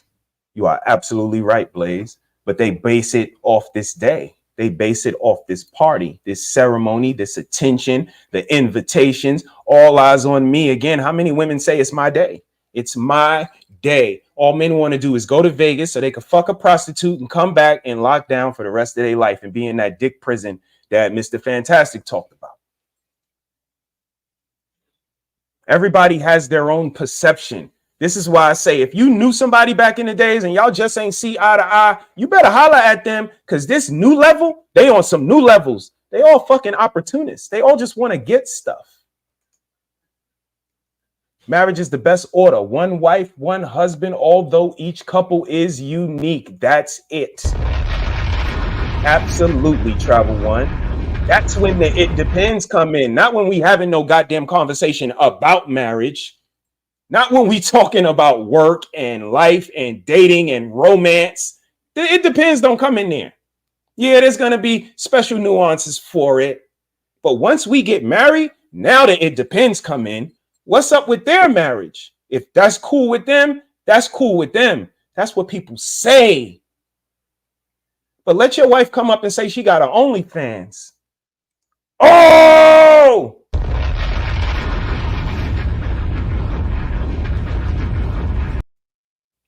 In a relationship where the man is the leader, ain't nobody say, you know what? Let's ask her husband if he said that's okay. And he might say, you know what? I'm on there with her. Then guess what we got to say? Respect God. Respect God. And he say, you know what? She give me the money from it too. Puts it all in my pocket too. God damn. But no. Oh, she's a whore. He's a cuck. But ain't nobody I'm not judging though, but I'm not judging. Y'all all fucking judging. Every week it's a new fight. It's a new reaction to some new juvenile high school shit that they did. But let the 50-year-old come up and say something. You old. I disagree with him. He's old. Look at him. He's fucking old. It's deplorable.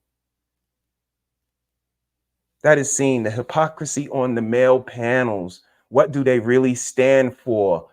Great question. I asked too, Travel One. Had a whole episode on it. Bring your own foundation. Bring your own foundation. I was just watching a stream a couple of minutes ago.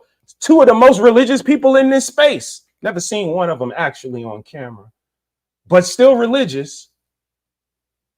Asked him what religion. I don't ascribe to religion. You one of the most religious people here. I had a panel full of men. Nobody said what they actually were.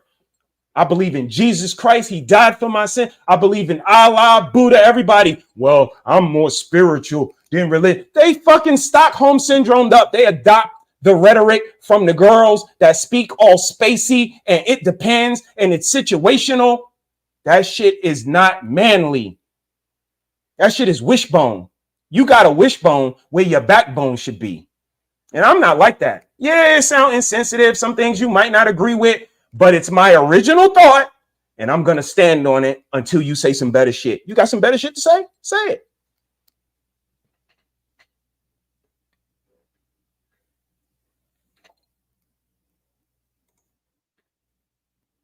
Limiters will always cast aspiration of their limits on those who are limitless. Shout out to the OGs.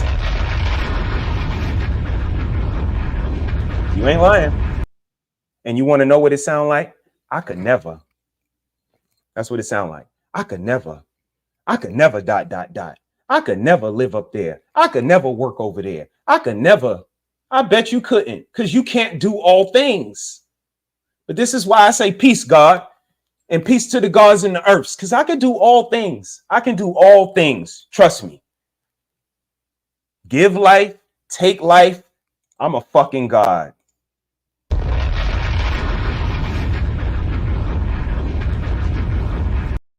I'm not the God. I didn't create the sun, moon, and the earth. But if I was creating his image and I have some of him in me, and yeah, I ain't ordinary. And then I look around at these fucking wishbone back dudes. Yeah, I see why.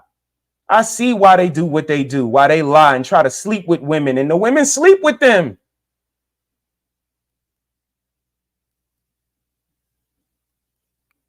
It's unbelievable.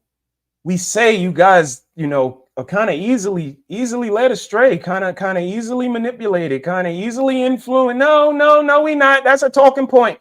Wait, how come TLC Scrubs wasn't no talking point? I ain't hear y'all say, stop talking to men like that. Whoa. They don't all live at home with their mama. Wait a minute. They all don't not have a car. Some of them got a car. I ain't hear y'all say that. Now it's talking points. There's a time and a place for everything.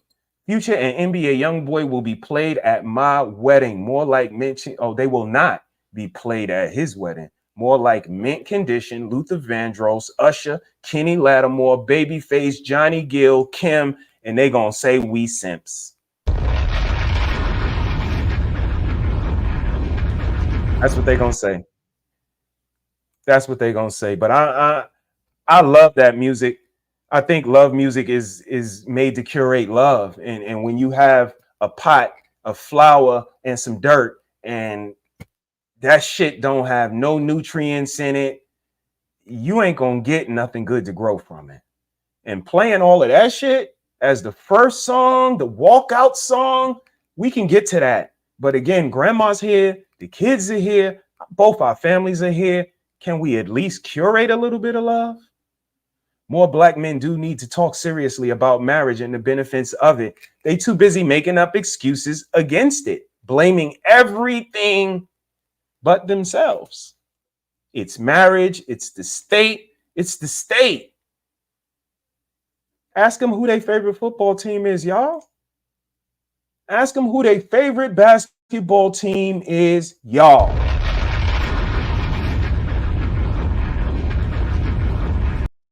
They love the city and the state then.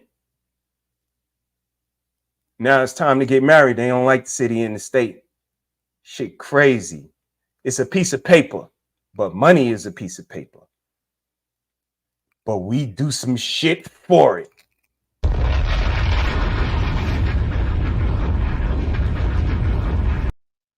But the conversation has to go as long as it goes, because the men said what their problem was. They said why they didn't want to get married and why they're not picking these women to marry, because they're not nice.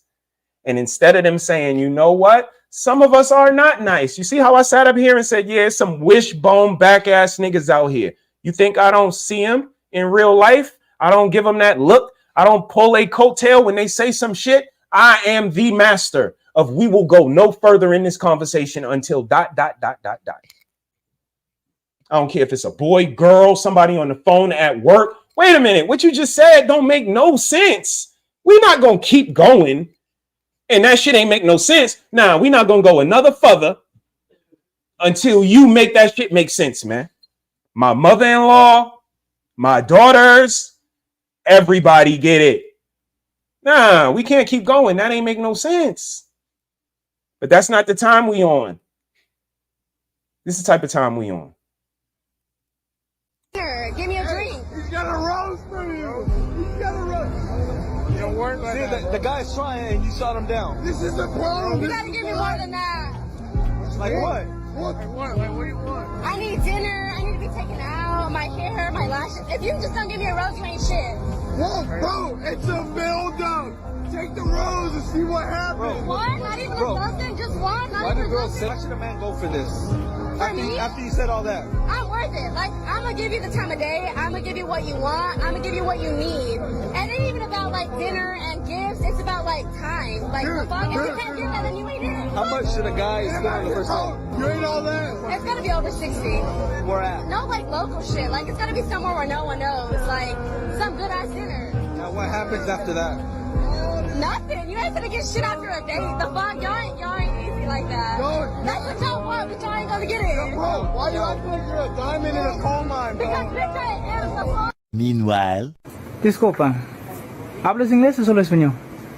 Español. Ok, tengo un reto ahora. ¿Un qué? Un reto, un challenge, un reto. Sí. Ah, ok.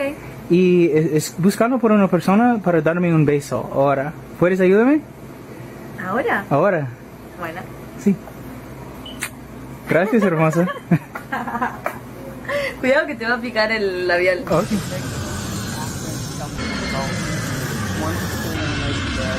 That she wanted to have 2 kids.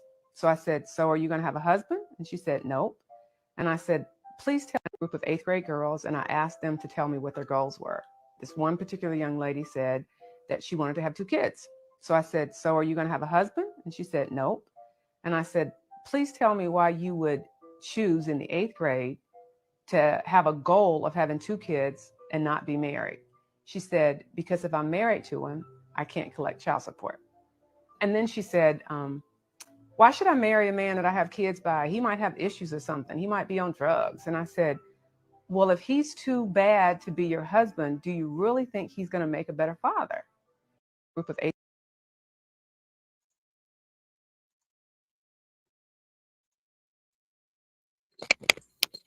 And you telling me that this is the black man's fault, that her mentality is to have a baby without having a husband.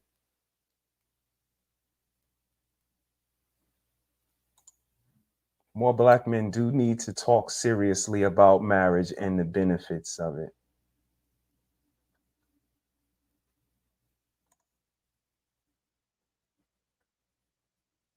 They may say that person is old, but how healthy does that married 50-year-old look compared to that obese 30-year-old with facial discoloration?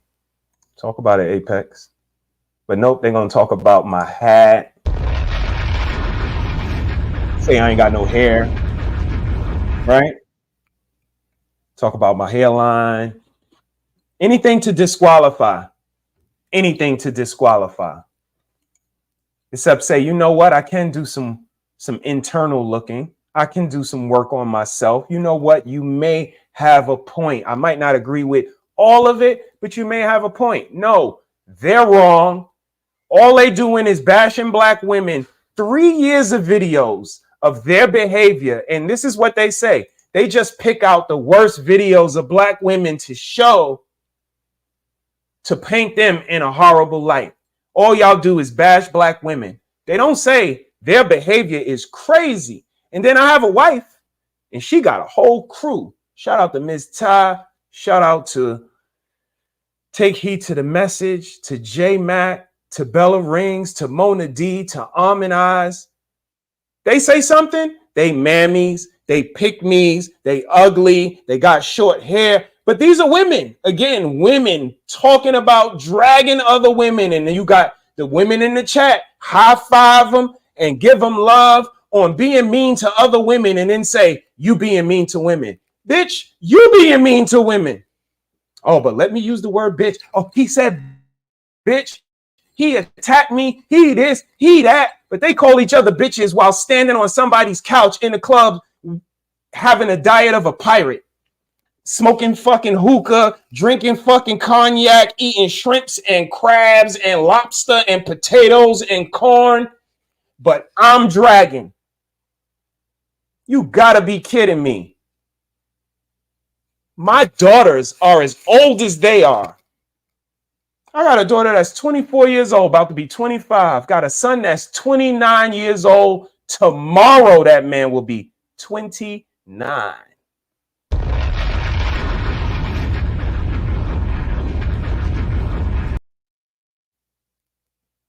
And it's laughable to me when I hear, he wrong, I disagree with him, I don't like him, listen to the way he talk, listen to how he sound. Word? That's what we got? Shout out to Von Eric on the check-in. That's what we got? That's what you hanging your hat on?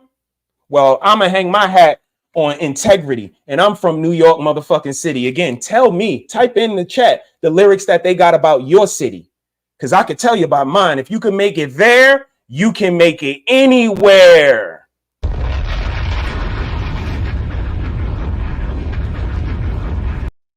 Tell me what they said about your city in the chat. I'll wait. If I was another nigga from Bed-Stuy, you listen to me. If I was Jay-Z, you listen, huh? Busta Rhymes, Biggie, Chubb Rock, Mos Def. Listen to Bed-Stuy niggas all the time. Base your whole life off of them. Where them other niggas from? Where all of them other niggas from? I'm sorry, Dr. Nkumbe. The New York come out sometime. Work on it. Work in progress. Exactly. Grown adults hopping on panels and losing their damn mind, going back and forth, back and forth, back and forth, like some little ass kids. No wonder the gap continues to remain open.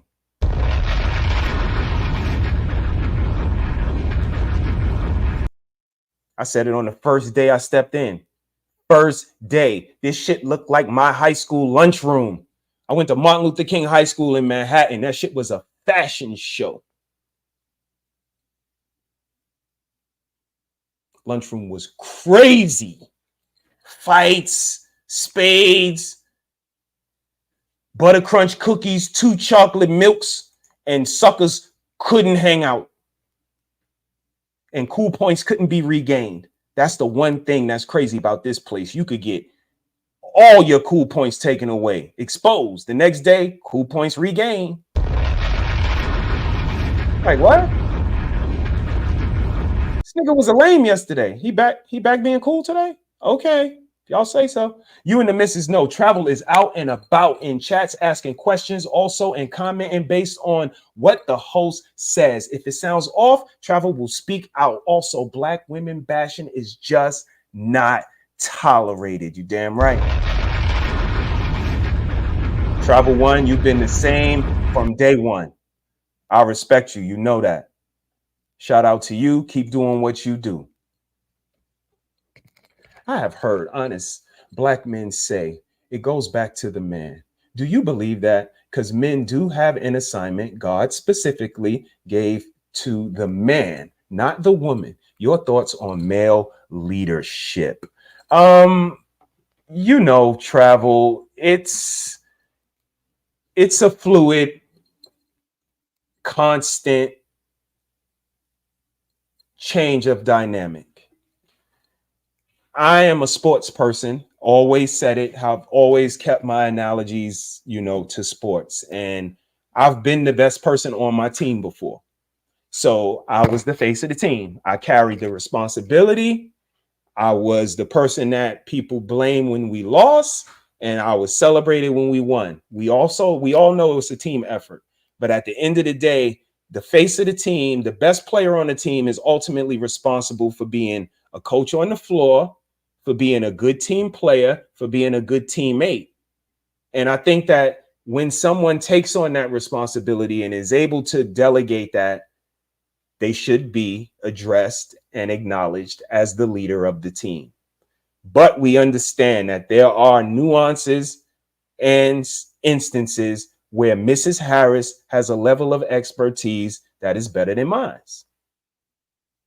So I defer. I have no problem deferring.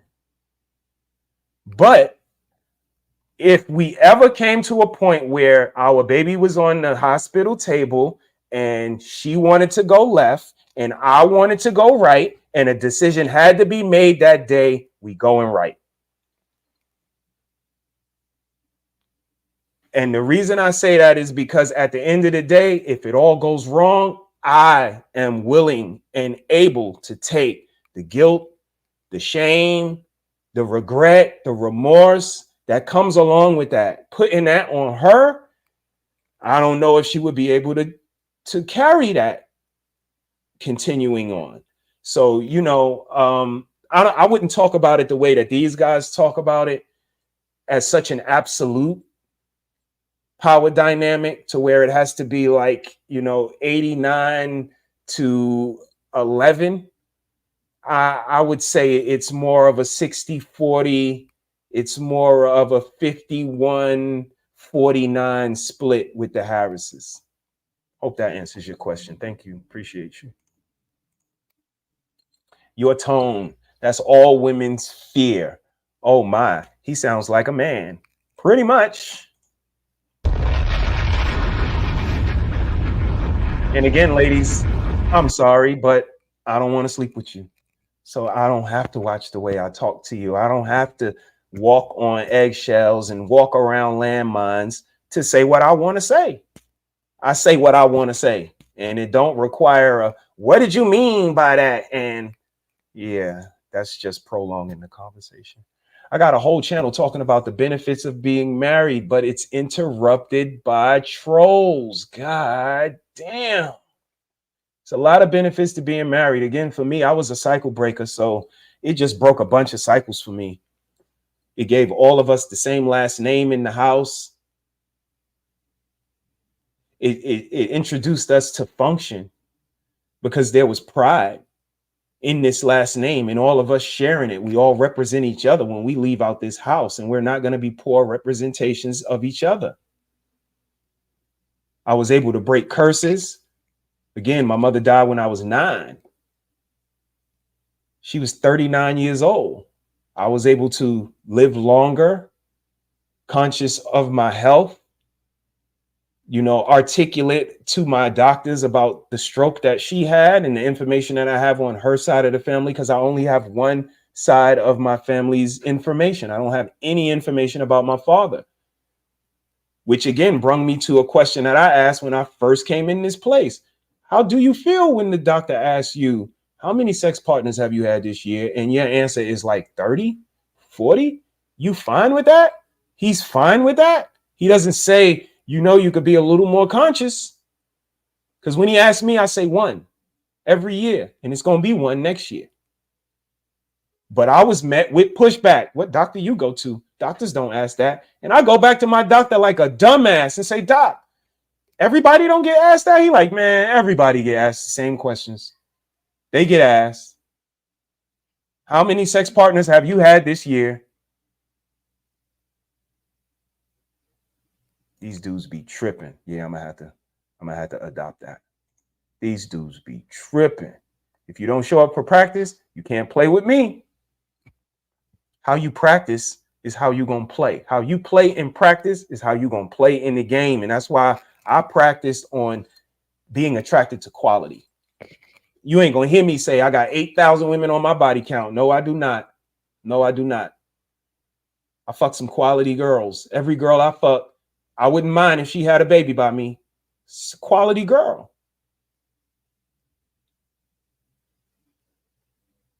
But you know, Jay-Z said it the best. If you having girl problems, I feel bad for you, son.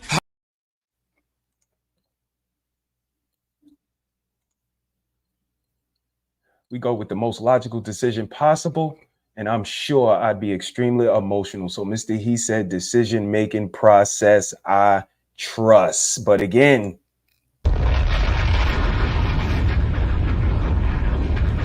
she seen me operating in my natural habitat. Y'all seen it in the video that I put up? I put up a video on YouTube about when Prototype screamed on me about the sex. I said that girls ain't climaxing. 70% of women not climaxing. Prototype, call me juvenile, all type of stuff.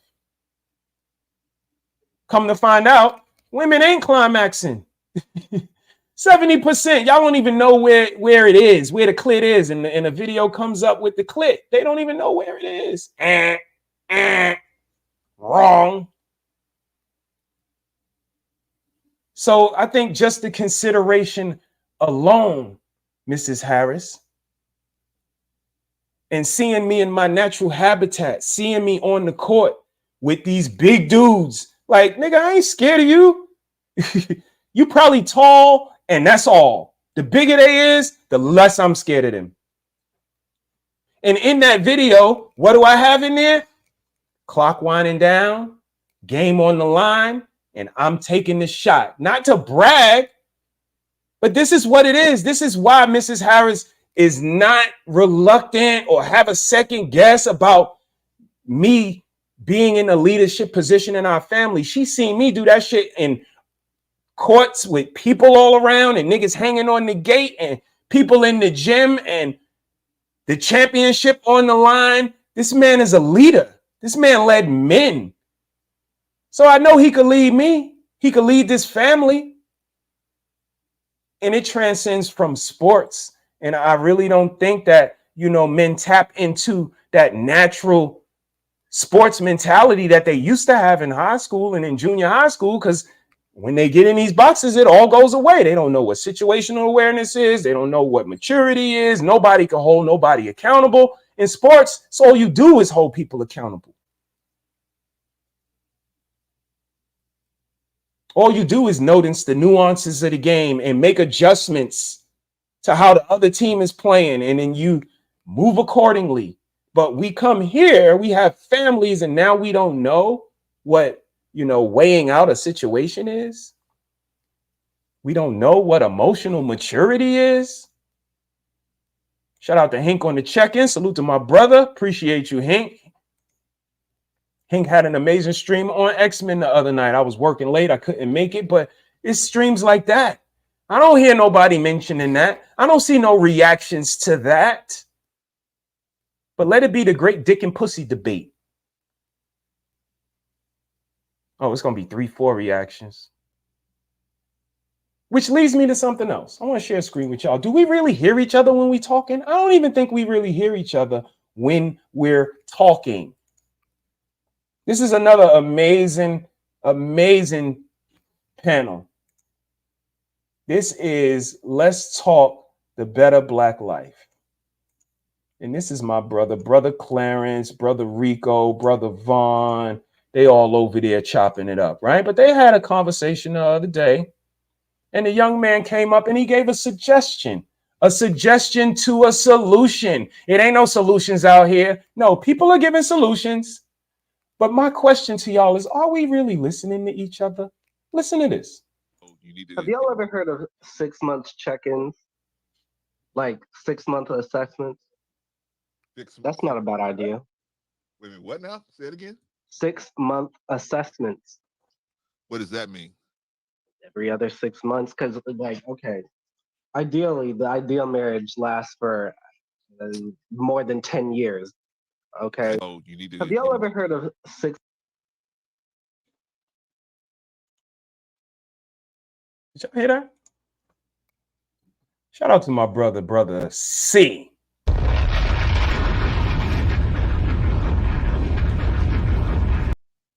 Did y'all hear that young man come up and say, what about a 6-month assessment? What? What are you talking about? Six-month assessment, like, you know, revisit every 6 months to make sure everything is going fine and then continue moving on. Wait. What you mean? The show is about relationships. How about we have a 6-month check-in on our relationship to see if everything is going okay? Did they ask him to dive deeper into it?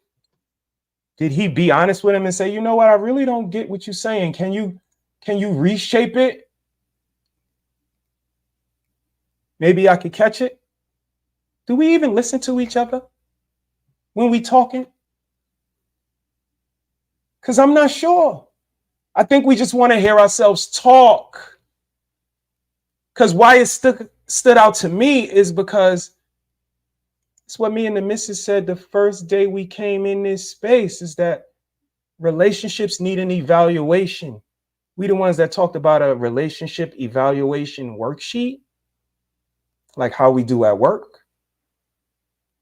Check in with the other person and see what they think of your performance.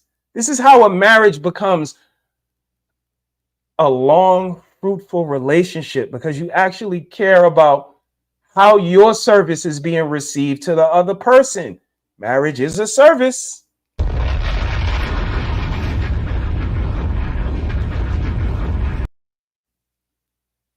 But what do you guys think? Are we really listening to each other? Because I was watching an amazing panel. Shout out to my guy, Fatty. Fatty was chopping it up. And I see that the fastest way to a solution is by writing a law. It's the fastest way. Because the way me and the missus are going, the consciousness route, oh, damn. In 2024? Damn, son. But we gonna keep fighting the good fight, though.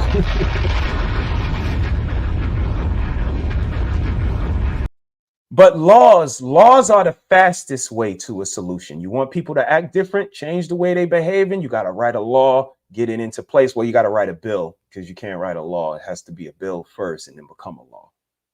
Right? So, that's the fastest way. But if we can't, go that route or approach that immediately, we have to at least listen to each other. And when the young man comes up, younger man in this space with such a viable solution option, it's funny that it wasn't, entertained, expounded on, asked about, or anything. I just wish that we would listen to each other a little bit more because everybody brings a little bit of fruit to the tree. It might not be, completely 100% organic. You might have to pick and move some stuff to the side, but it's a bite or two in there. And the way that we bring personal grievances, we bring, confirmational biases, we bring all of these things to the conversation. It really shows to the person that's just looking from the outside in. A part of your plan is to know how the other team plans and adjusts. That's leadership. They give us a scouting report. It's all type of information. And again, this is what makes the conversations super disingenuous. Super. Because there's not one woman in the world that can sit in front of me and tell me that the responsibility is not hers about her body. She can die on the delivery table. There's no way she would even try to tell me that it's my responsibility to look out for her body. She would have to be crazy. Like I said, if I was a girl, I would just call it Club for JJ. If you think about it like a nightclub, the dress code is a condom. You ain't abiding by the dress code, you can't come in because you can shoot up this club. You could stab somebody in this club. You could steal liquor. You could steal food. You could steal credit card information and then go right down the block to the next club and do the same thing. You be on the news, serial club disruptor. Tonight at 11, he's going around and disrupting all types of clubs. Not me, because this club got a dress code, a condom. And if you don't abide by the dress code, you can't get in. But that's how we did in New York City. Again, shout out to New York City. We had places like the Tunnel.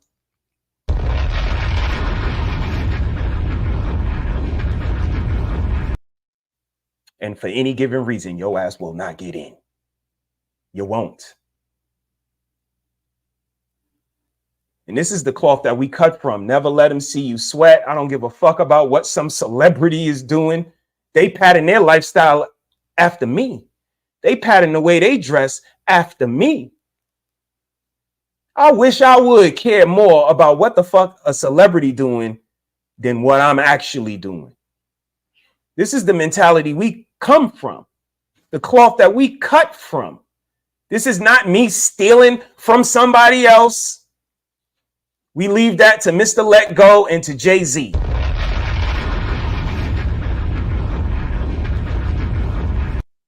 Anything Mr.HeSaiD said, I said that shit. Now, 10 years ago, 15 years ago, check my page, Sean Harris on Facebook. Check the memories. I post them every day. because this shit is organic when it comes from me. And when you talk to me, I'm listening to you. I ain't just trying to be the only one getting some dope shit off. It's not how conversations go.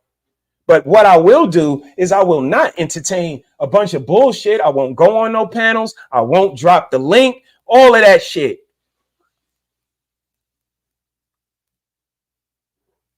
Everybody drop a link, and next thing you know, conversation horrible.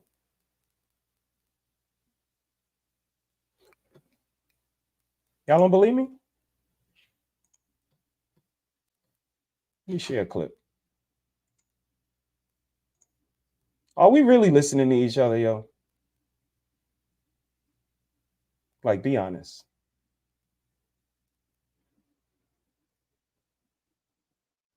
Are we really listening to each other? You guys let me know what y'all think of this video I'm about to share.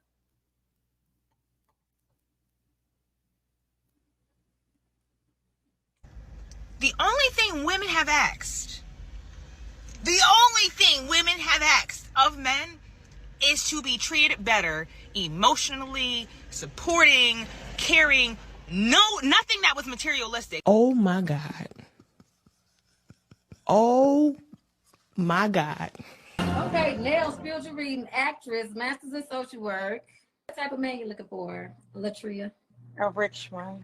What's rich to you? You gotta make 7 figures or up.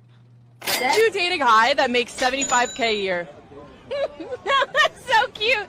No. With inflation in this economy, I absolutely could not. I don't think that he could afford our groceries. I'm buying organic, and obviously I'm buying all like grass-fed, grass-finished beef, no seed oils, so no, we couldn't afford that at Whole Foods. No. You have to make a certain amount of money. Yes, I'll say 100,000 or more. Okay. However, if you insist on taking me on a date, there will be a $500 fee. You gotta have about 3 mansions. You gotta have a lot of cars. You gotta get a good amount of money in the bank. What is the amount of money he has to have? What's the lowest? A couple million. So he has to have at least $2 million. A little more than 2 million to take care of me. So the real standard is 1 million, not 2 million. Yeah. Getting man that have 500,000. No. Can't meet my standard. He can't. So normally I hear 100K. So 100K wouldn't be good enough for you. No. Make him jump through even more hoops because he has to come with, you won't even believe how much. 3 years of tax returns, his passport, his bank statements, his 401k statements, his house papers. Maya Nika, Charlotte, 48. Who has money. 50 Cent is my dream man. So if he could look like My him dog died alone. and kind of act like him, I'll be good. She got 5 kids, and her man has to make more than her kids. So what is the highest kid? I would say a little over 200. I don't want no like huge guy. I don't want no big guy. Like I've been there, done that, and I moved on. I don't want no like real like obese guy. I mean, I'm big myself. You know what I mean? You a big girl, so how you gonna big? Yeah, gonna go but big on two big? big people, that ain't gonna work. Tall. I actually lowered my height standard. It was 6'3", but I brought it on down to 6 foot. We gotta make a certain amount of money? Yes, he does. Yeah, absolutely, Kendra. My standards are very, very high when it comes to that. He needs to be making at least $500,000. 500K. Yep. Level for a man depends on how much money he has given you. So you need to go into your Cash App, your Zelle, go into your purse, whatever, to see how much money he has given you. And depending on the amount, that's the level of care you give him. It can't be like this. It is this way, man. I'm sorry I exposed you to it, but it is. It's ugly, but it's necessary. Sooner you can match what's in your head with what's going on in the real world, the better you're gonna feel.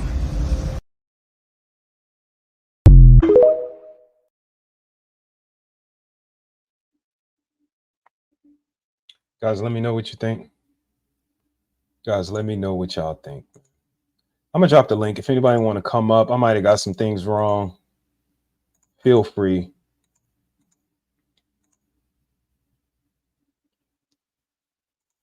Everybody gotta have a dream. A dream, a simple fantasy.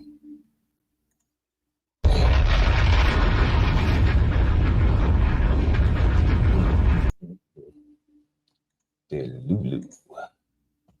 Well, these women will definitely be getting their backs blown out, but they won't become wives. Damn. What race would you not date? Right now, I feel like black people. Fuck it.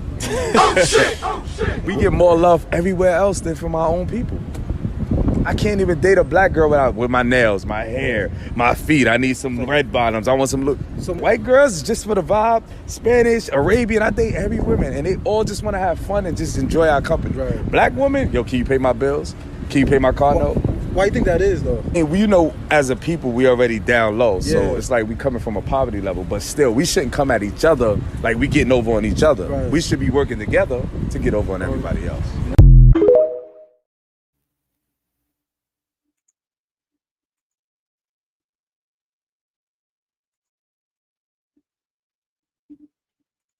That's why it's drizzling out here. It's drizzling out here. Wow. Drizzle, drizzle, fellas. God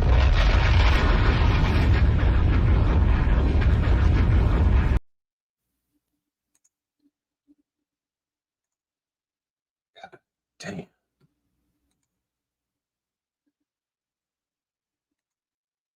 Y'all see what Ricky said?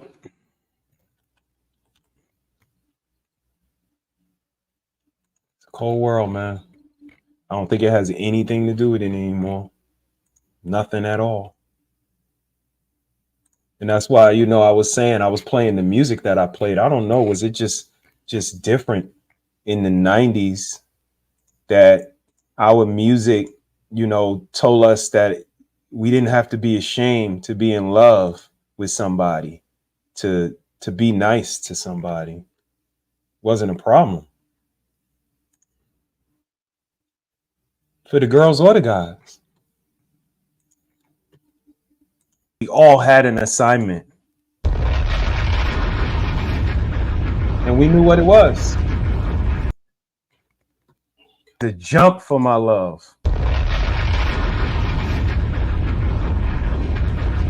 You treat her like a lady, she jumps for your love. Everybody doing what they supposed to do. It works out.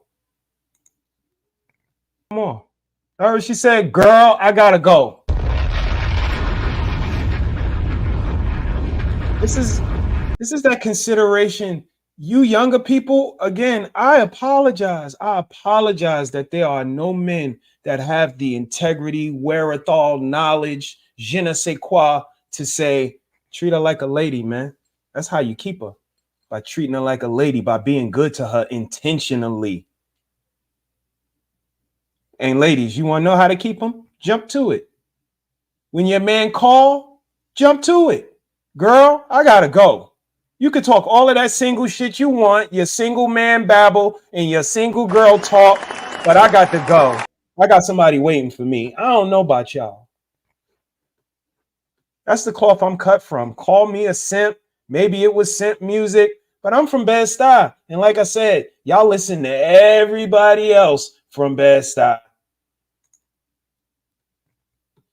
Words of rapture that you have to capture.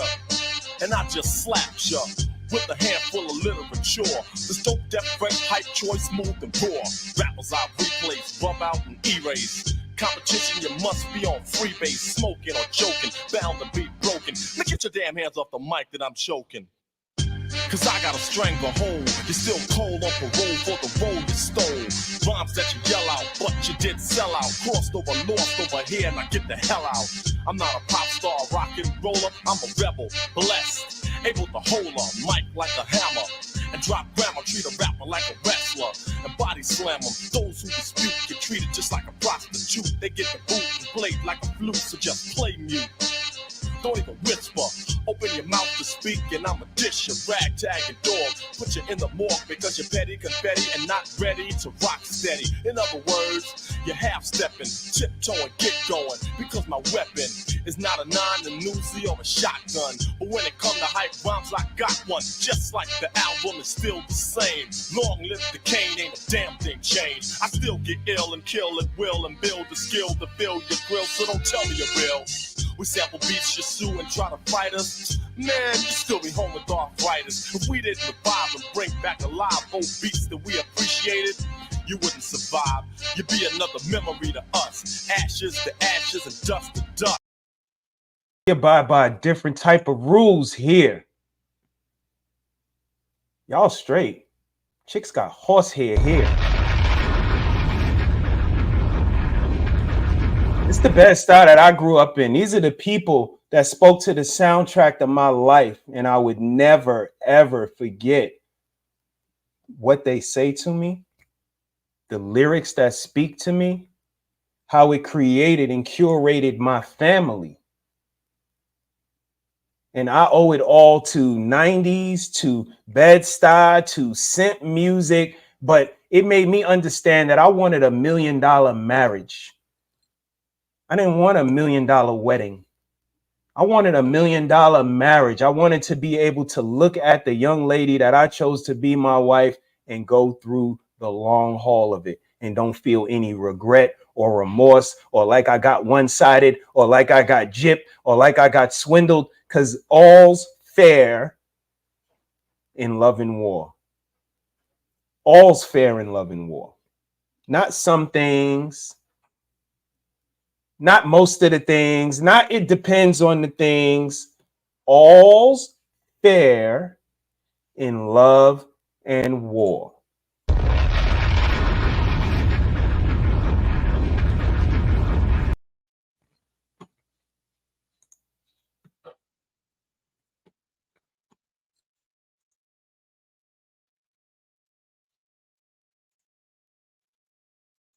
Woman would rather have a child and be a single mom than get married. Let's talk. Marriage was always, discussed. Okay. And eventually it will come, but I'm okay with a child coming before. Why? Okay, ma'am. What I'm trying to understand is why you went through the system of college. Yes. But you're willing to have a child outside of marriage.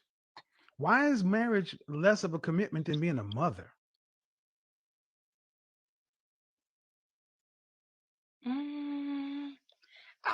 I wouldn't say it's Well, less of yeah, a you commitment. are when you're putting the car. Yes, you are, but you're putting it. You're far more willing to say, "I'll go reproduce and make another sentient being before I will get a legally binding covenant marriage." That is saying one is more important than the other.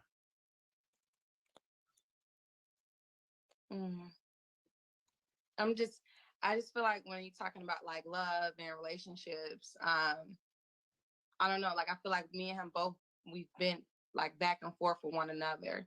So I feel like just waiting to get married. Wait, okay, how long do you need to know? How long do you need to wait before you know whether or not you've been for 4 years? How many years you need to wait? I don't really know. I don't have the answer to Oh, that well, but question. see, the thing is, you should, because you talk about having a baby. What do you have to lose for getting married? You went here before. See, that's why I understand so many black women. What does marriage sound like to you? Because it sounds like you would rather go into debt for school and all this kind of stuff, but getting married is too big of a commitment for modern black women. What's the fear? It's not. I mean, it's not really a fear to take that. To take that step. It's not a fear. I'm just being supportive of my partner, and I'm supporting him when he's ready. We'll be ready together, and we're just helping each other grow. Oh, no, that's right. bull crap, ma'am. That's why they ain't like them.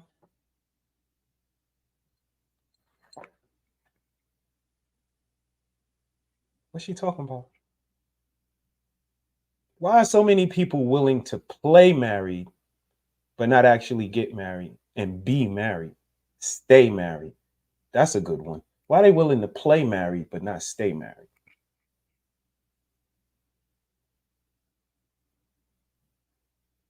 And again, you can bring up all the excuses, but you only got to find one girl. That's what was crazy to me, is that I only had to find one girl. One girl. What's so hard about that? Even if everybody is on a different type of time, everybody is on crazy page right now. So how about turn the page? Like I said, maybe you might have to go. You might have to go back. I know a lot of people don't like to date people from the past. So that might be, a determining factor. But if everybody in the road ahead is looking crazy like how it's looking, I might have to double back to, remember the pacts we used to make? You guys don't, the younger people didn't do that, right? I don't believe they value marriage that much. We used to make pacts. If I'm not married by the time I'm 40 and you not married by the time you 40, how about what you say? Let's see what happens. So I don't know. But just like that episode we had, Take Your Ex Back Day. Something to consider. Big Daddy Kane. Yes, indeed. Bed-Stuy's finest. Jay-Z, Bed-Stuy. Same exact beat. Different approaches. But got pretty good results from both of them. He's seeking to get how she's thinking. Okay. Easier to leave. And it's not easier. Okay. I remember that.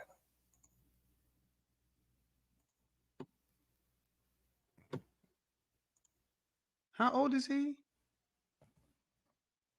He's 39. All right. He's a 40-year-old man. You're talking like kids. And see, no one ever pushes Black women to answer these questions. What you've told me is that's why they don't like them. No one pushes Black women to answer these questions.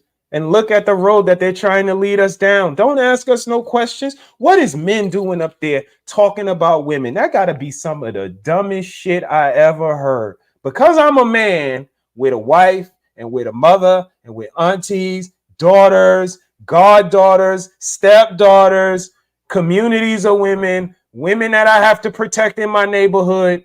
I can't talk about them. I got dominion over everything. I can eat shark if I want to. But I can't talk about women because I'm a man. That's some of the dumbest shit ever. And again, only the dumbass men buy that shit. And you know what's funny? What's so coincidental? Them niggas don't be having no y'all women. single men, cancel your podcast, cancel your book deal, cancel your YouTube, cancel everything until you find you a wife. Shut up giving advice until you is adding to the world the way God done called you to add to the world. Yeah, I'm for real. And like I said, shout out to those single men that make legitimate, articulate points about where they coming from. But a lot of y'all single niggas, y'all just spewing hatred and shaming language toward marriages and married men. And y'all ain't even built like that. And the married men that be up there, y'all don't have a lot of pushback for fellas that be just straight bombing on marriage. Y'all got to toughen up, at least in conversation a little bit.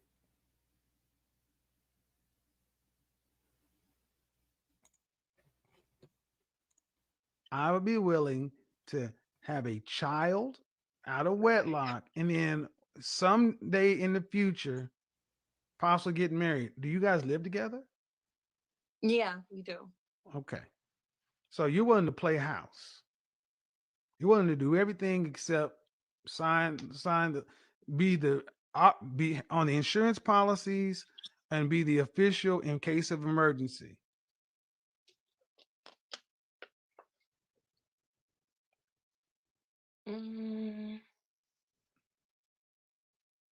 Why'd you pick a man that you're this unsure about? He's an awesome he's an awesome father. So when me and him first started dating, Oh, and we he already has children. he has one child. Okay, so And has he been that's married? like, he was previously married. Yes, he's divorced now. Okay, but I'm asking about you So that's though. why, yeah, You and want to that's be why I'm married and have understanding. kids, but you're not doing it.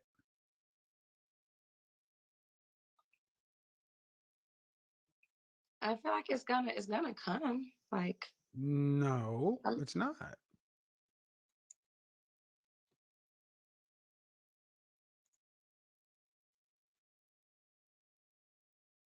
Mentality is crazy.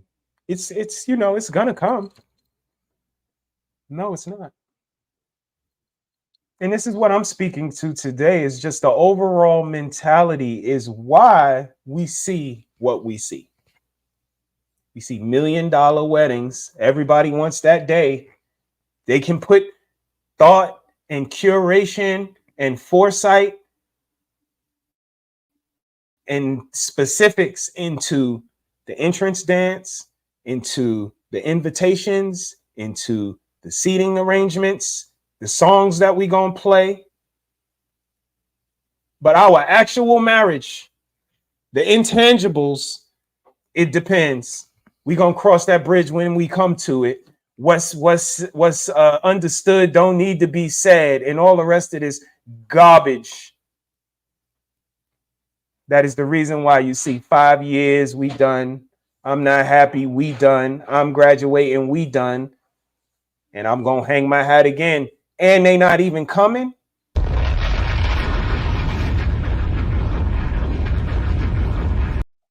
That's why it's so easy to break up. If you got her legs shaking, making her do, ooh, remember Eddie Murphy back in the 80s? Ooh, I don't know if she leaving that fast.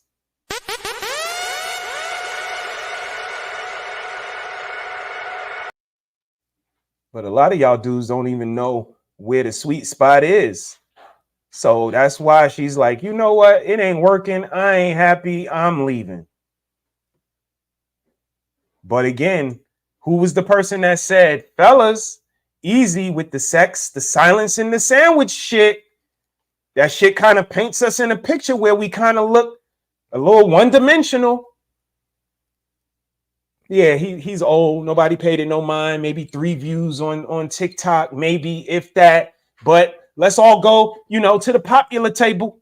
Let's see what they say. Oh, so we've been the fellas with the sex and the silence and the sandwich, and y'all niggas been fucking it all up, and maybe it was the man.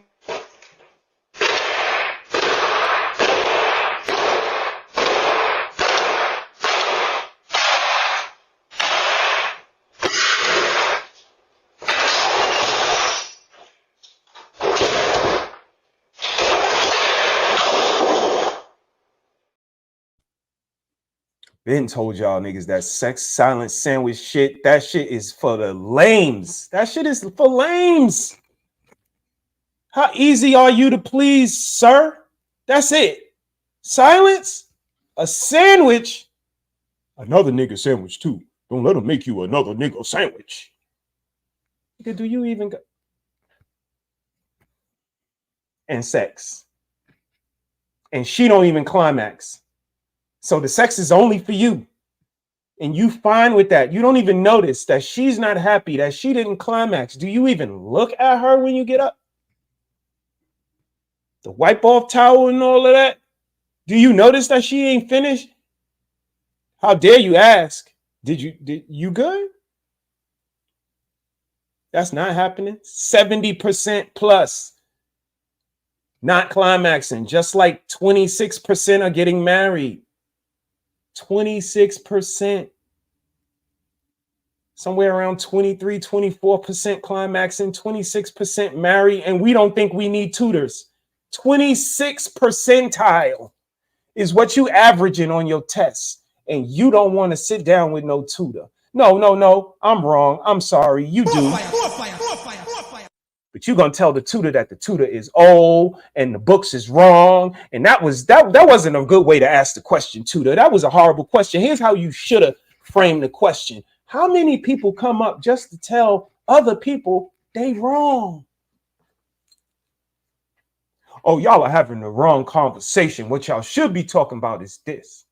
Oh no, you asked the wrong question. The right question to ask was this.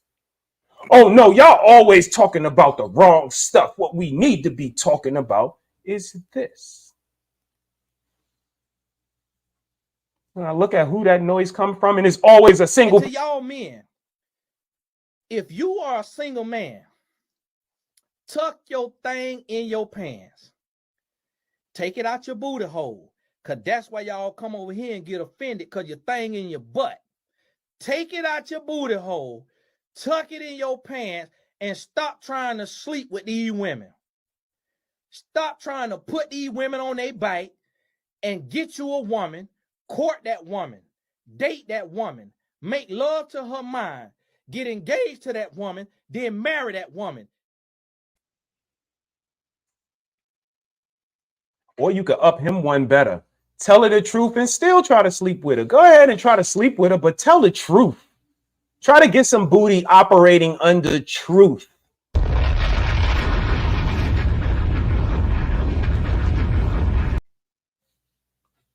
Don't tell her what she want to hear.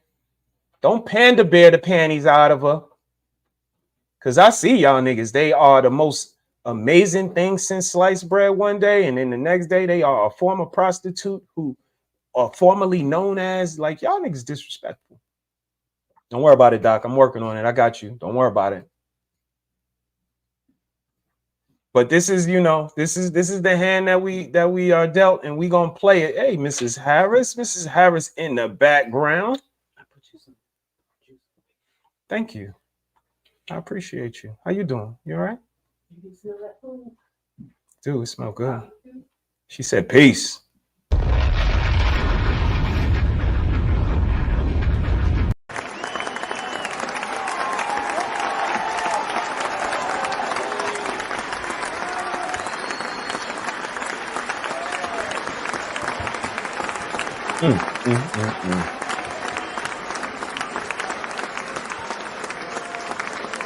No warm rag or nothing?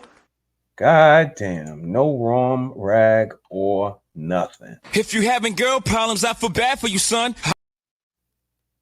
Inye is in the building. Hey, Inye, hope all is well.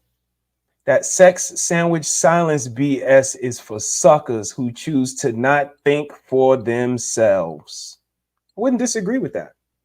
Blaze, I said it from the very first day I came in. Again, nobody, you know, I'm old. Nobody ain't listening to what I'm talking about over here. But I said it. Fellas, we setting ourselves up for failure. What are y'all doing? Sex, silence, and sandwich that's horrible. They're gonna think that that's all it takes to maintain. And that's preposterous.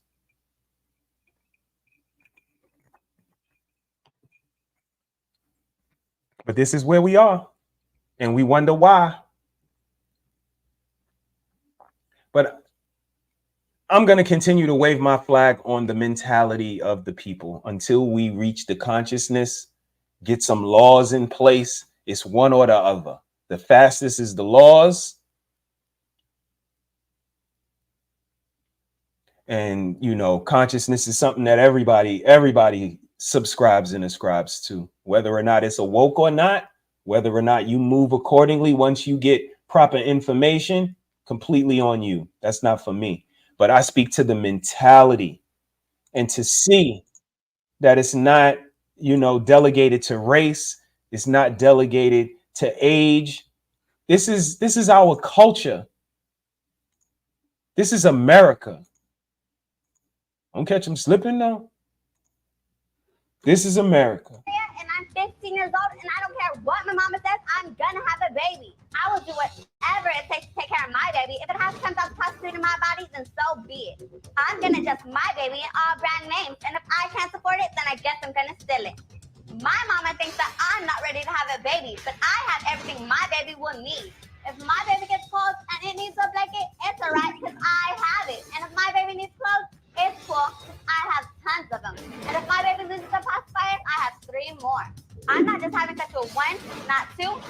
read different guys. That's right, I'm a player, but that's cool because I got it like that. My life dreams are to drop out of school, to be on Girls Gone Wild, and to have my baby. And there's nothing my super mother can say to change my mind.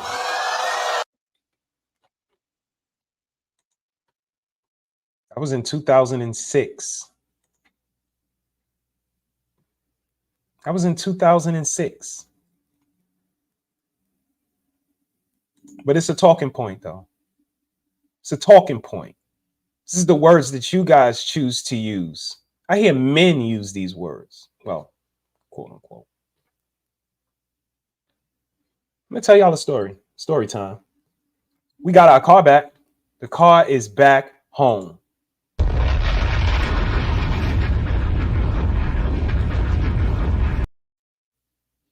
Shout out to the car sitting outside.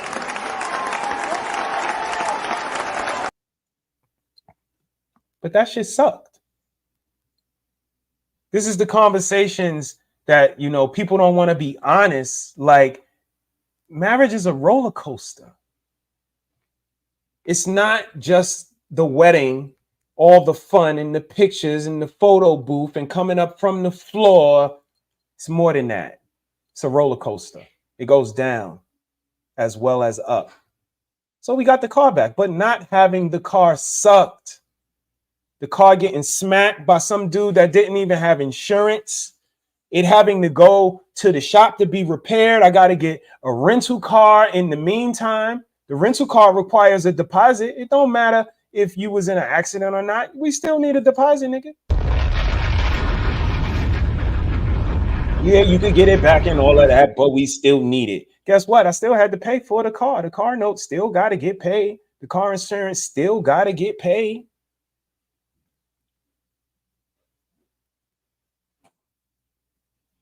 I wasn't happy about all of that stuff.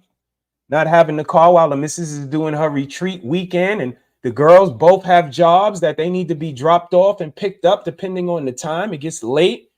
This is family schedule. It's a lot of stuff going on in there. That sucked. Put the car in the shop, got to pay the deductible to get it out. And yeah, it's not as much as totally what it would have been, but still got to go in our pocket for an accident that we didn't cause. That didn't feel good. But guess what did feel good? Being able to call the insurance company and have them fucking handle it. Telling Mrs. Harris, come home. Only thing that's important is that you get home. We could get the car to the shop and all of that. She had to run around. She had one day to get a lot of stuff done because I was sitting at my desk trying to work. But she had to go get the rental car and drop off the car and all of the other in-betweens and considerations. And she had a whole retreat going on the next day with kids that need to be transported, even though they are in their 20s and upper teens, they still are children. This is why we speak to consciousness. I don't know how y'all can have littler children. You guys' children are a little younger than ours. Y'all spend a lot of time in these spaces, jumping from spot to spot to spot to spot to yell and scream and win a debate that has no prize at the end of it.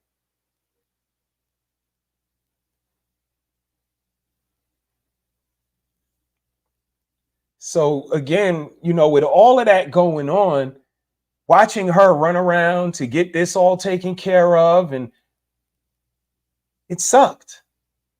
But at the end of the day, I know the car's going to get fixed. Eventually, we're going to get it back. Everybody is safe and sound. I don't know about that man and his uninsured vehicle and how his wife is going to receive him or girlfriend or whatever the fuck it is over there. I ain't got time to worry about that. But what I can do is control the dynamics of this house. And that's where the leadership comes in at, to be able to have in place measures and options.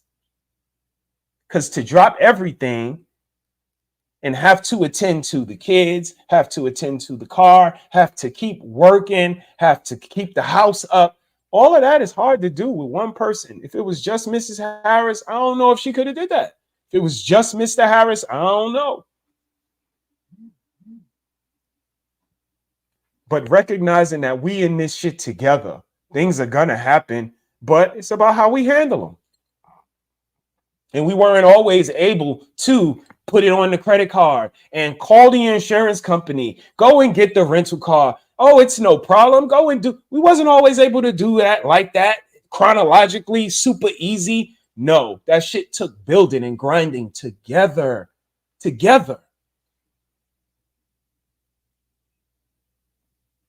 And it is no her money, my money. Safe Flight got to replace the window. Are we really going to be sitting saying, so who money is this coming out of? We got a brick through the windshield. Well, you know, my money is my money. And how much money do we got in house money account? Check and see. Nah. Shout out to Hank. One pot.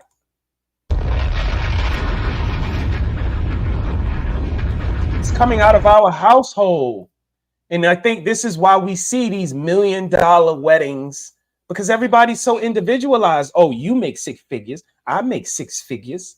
We making money. Let's go ahead and do this destination wedding. We spend really.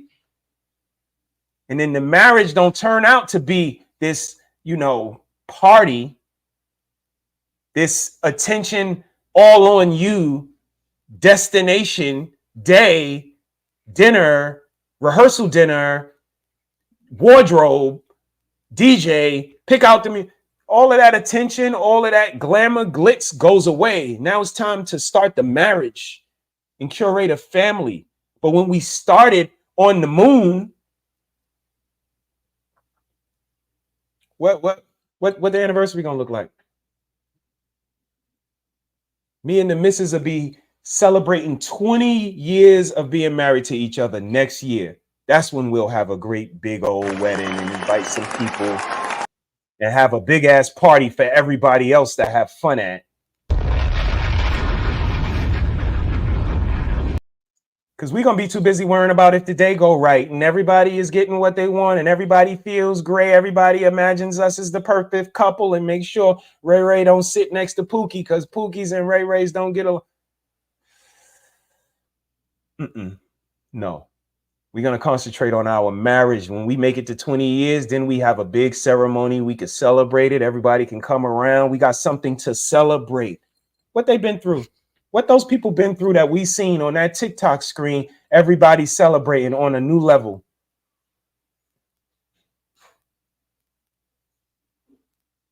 But I went through a few videos. I saw a bunch of new school music, a bunch of NBA YoungBoy and all of that shit. And people saying that marriage ain't nothing no more. People ain't getting married no more. Black men don't get married no more. I saw a bunch of people getting married. But they're concentrating on these weddings, not the actual marriage. This is why they only last 5 years, and same-sex ones are even worse, with the same problems, the same reasons for initiating divorce, the same reasons for breaking up: selfishness, cheating, finances. Inequality. How is it inequality in a same-sex relationship? That shit crazy. Inequality?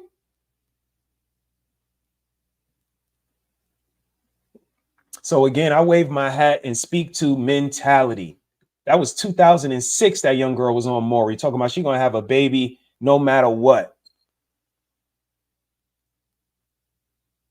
We almost at 2026. Look at the consciousness. Look at the vibration. So my suggestion, it's only a suggestion. Gravitate towards somebody that you actually like. You like them. Tangibles, intangibles. You like them. It's very important. I heard the guys allude to it. Shout out to them. You got to be with a girl that likes you more than you like her. I heard the sprinkle girl. She alluded to it. Ladies, you got to be with a man that likes you more than you like him. God damn. Super transactional. I want to show you guys. Let's take a look at I call a budget blueprint. A budget. So a budget blueprint, she calls this. I showed this a couple of weeks ago on one of our platforms. $65,000 for 150 guests at a wedding. $8,000 for the wedding planner. $11,000 for the photographer and video.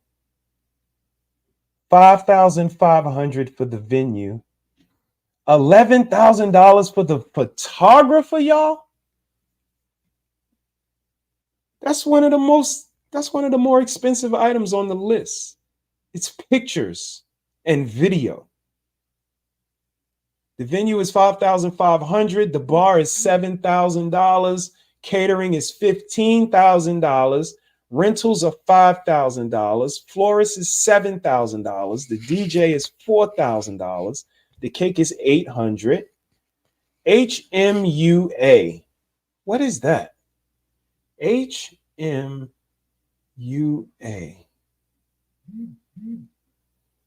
That costs $1,200. The photo booth is $1,200. The invites are $1,000, and the decor is $500 for a whopping total of $67,200 was their estimated cost. The actual cost ended up being $78,800 for 150 people to come and celebrate our love.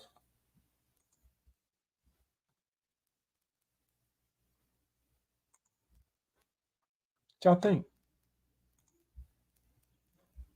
What do you guys think? 20 coming lost in translation. He said, congratulations, 20's coming up, man. We just crossed the 19-year threshold last week sometime, and looking forward to 20, man. Those are just talking points as a deflection tool to stall getting to the real solution. So why do the men use it? Because men use it too. It's a talking point. Oh, you mean you stole it from somebody? Is that what they mean by talking points?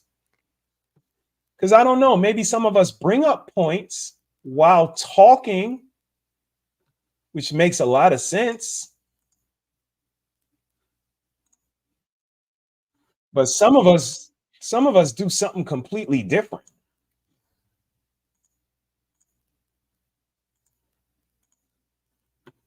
Like stealing. We have a woman. You're saying that's stupid. No, it's not stupid. It's about, you got to understand the person. You got to understand a human.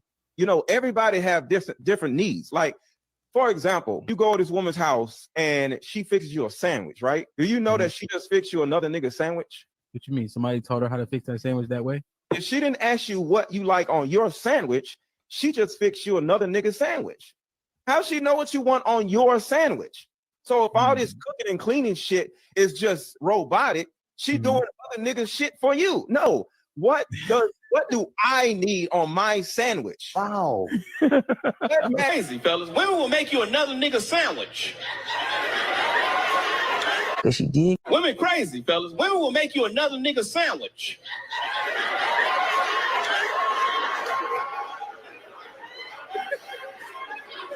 Y'all kind of slow. Let me explain. Fellas, if your lady ever make you a sandwich and she don't ask you what you like on your sandwich, she just made you another nigga sandwich. Women.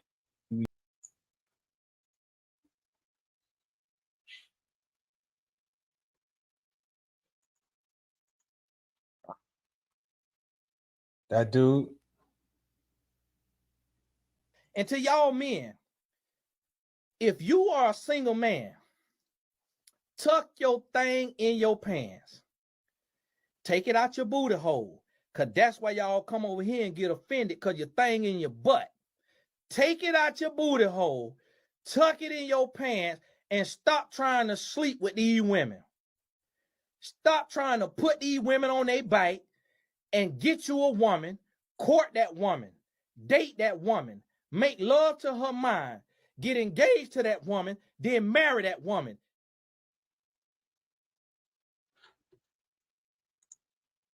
That shit is offensive to some people. Why is that offensive? Telling you to find yourself one, lock her down and make an honest woman out of her. Do that. Why is that offensive? Again, I apologize if, what you got to pick from, then state your frustration about that. Oh, I'm sorry. They did. 3 years ago, they stated their frustration about that.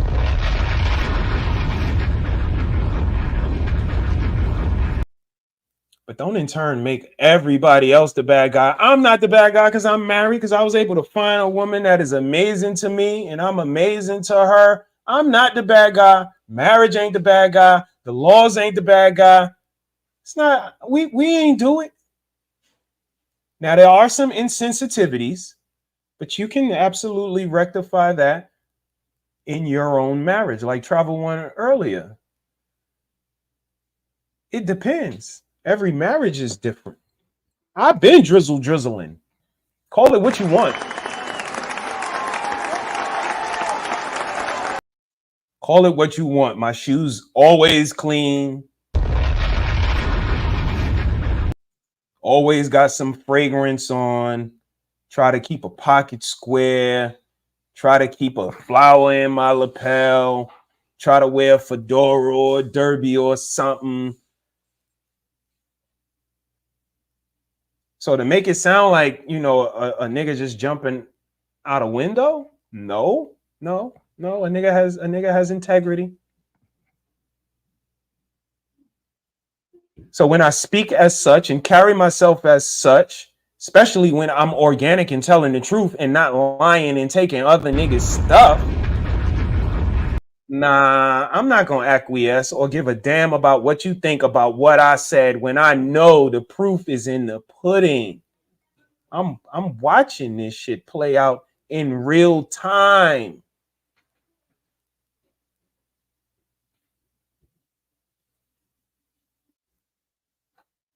But he old. He a pick me. He a mammy. Mammies took care of white kids, didn't they? Anybody you disagree with is a mammy and a pick me and a this and a that and a name calling. That's all that shit is name calling. But let somebody call you a bitch or a hyena or a 304 or a cantankerous gutter snipe. Oh, now you being attacked. He's attacking me. Don't talk to me anymore. Shameful shit. Now go home and get your fucking shine box.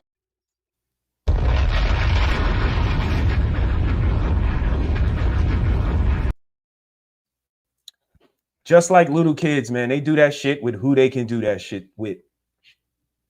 Can't do that shit with everybody. So that's my story, and I'm sticking to it, guys. $1 million weddings, Dollar General marriages. It's a lot of reasons for it. Because love has nothing to do with it anymore. I'm so sorry. I truly apologize to the people who are fans of love, that do aspire to have love still out here in the world in 2024. But based on what I'm seeing, what I'm hearing, the dynamic, nobody's willing to concede or backtrack or even listen to each other to meet in the middle. Love has nothing to do with it anymore. Bargain basement wives and husbands is another reason, because everybody is trying to, operate on this vibration of just because it's cheap, it's acceptable. And I don't think we should operate like that in regards to our significant others. I don't have a problem with a young lady that is frugal. I don't have a problem with a young lady that's conscious of spending and considerate of her family dynamic, of the family funds. But fellas, we can't be cutting corners and looking to get everything off the sale rack and looking to get everything for a bargain price, because we may attract and grab some people in life off the sale rack, off the thrift store, off the Goodwill store. And those people might not be the best for us. We might want to operate with quality practice and be accustomed to attracting quality. And then you'll understand that, you know, there's outlets, there's thrift stores that carry amazing material. You could get some amazing polo shirts from the thrift store. But that's a sophisticated shopper. That's consciousness of fashion, of shopping, of finances. Again, plausible deniability can't live where consciousness lives. So you can say you don't know, but you know you lying. I got a question for y'all. Before I get out of here, I spend a couple of more minutes. Let me drop the link just in case somebody try to play the plausible deniability card. I didn't see it. I didn't see the link. You dropped it. What link? It's a link. Who we talking about? What's the topic? If the police bust in your door right now, kaboom! It's just a hypothetical, guys. We do not condone breaking the law. But let me place you in a hypothetical. Police bust in the door, kaboom! You and your significant other is in the room. Fellas, that's you and your lady. Ladies, that's you and your fella. The police say, one of y'all got to go. We got to take one of y'all with us. Who's going? Who's going? You guys can answer however you like. You could say me. You could say hubby. You could say wifey. You could put a 1 for yourself. You could put a 2 for your significant other. Who's going with the officers? They bust in this house. They say somebody got to go. I'm looking at Nikki. Damn. Don't worry about it. You're going to be all right. I got you. What y'all think? Am I wrong for that? He wrong for that, baby. I ain't going. I ain't going nowhere. I'm not going. Nikki going. Why? Why is Nikki going, Mr.HeSaiD? Who's going in y'all house? Don't be shy. Who's going? One person has to go. One of y'all got to go. Who going to jail?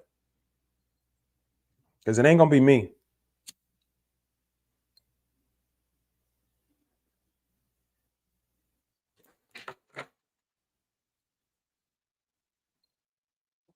The reason I asked is because the bills still got to get paid. The house still has to be ran. If I go to jail, I can't go to work and jail at the same time. They not letting me out of jail to go to work and tell them I'm coming right back or something. They not letting that.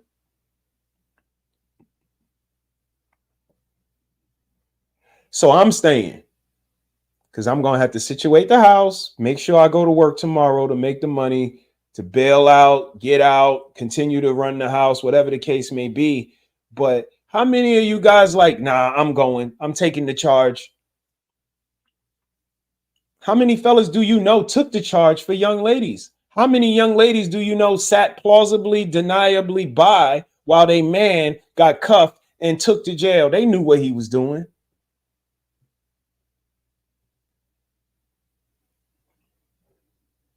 I say all of that to say it should be the same amount of women in jail as it is men, maybe even more.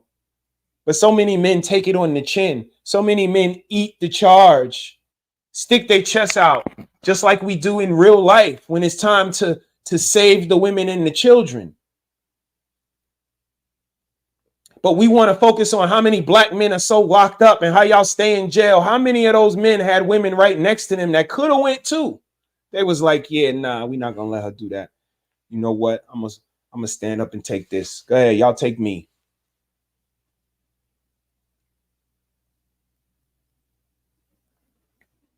So again, I say all of that, you know, in line with this conversation about $1 million weddings and dollar store marriages. But that was just a question that ran through my mind. I wanted you guys to let me know what you think. Who's taking the charge? Most men is gonna eat it. Go straight to jail. And now the woman has to worry about the finances of the house, the day-to-day comings and goings of the house, the curation of the house, the scheduling, the so on and so forth. Now we back to that uphill battle you got to fight. Just to become an honorable man in her eyes, you have an uphill battle you got to fight. So again, to eliminate that consciousness, understand who brings what to the family, and then we move accordingly. And of course, that was just a hypothetical. Situations like that rarely cross our doorstep at the ages that we are now. But something to think about. Something to think about, the mentality that goes into these unions that we have. I can see why they don't last as long. I couldn't imagine not having the missus with me. Like able to reach over and touch her and speak to her. But I do know that that isn't always promised. One day, one of us is going to have to go on without the other. It's a reality.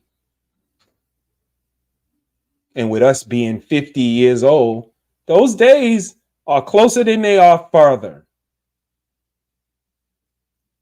So this is the consciousness, the intention, the reality that I live in.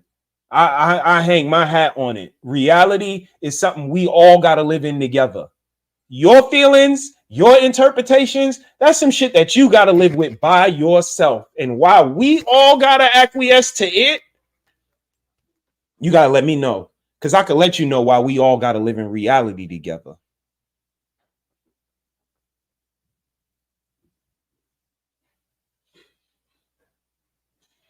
Lost in Translation says it all the time. The golden voice of YouTube. Amazing show you guys had yesterday. Amazing show.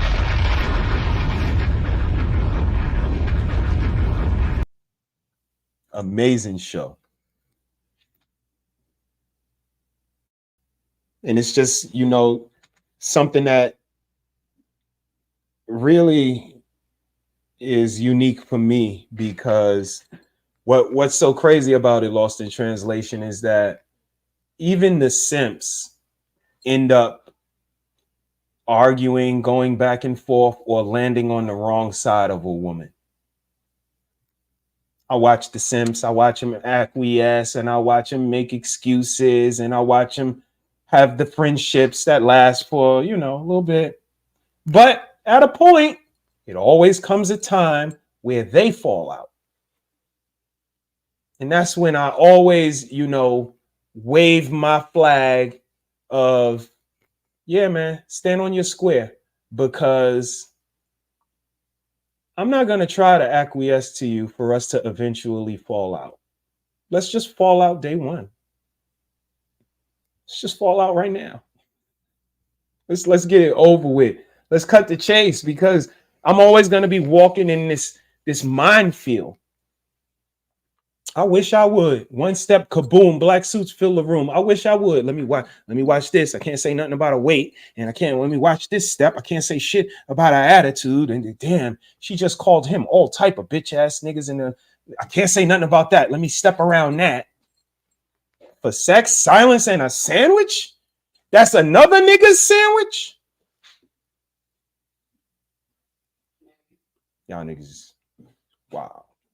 Don't worry about it, Doc. I'm working on it. But they wild to me. They wild to me, Doc. Because eventually we all, you know, butt heads. Personalities clash. We don't agree on everything all of the time.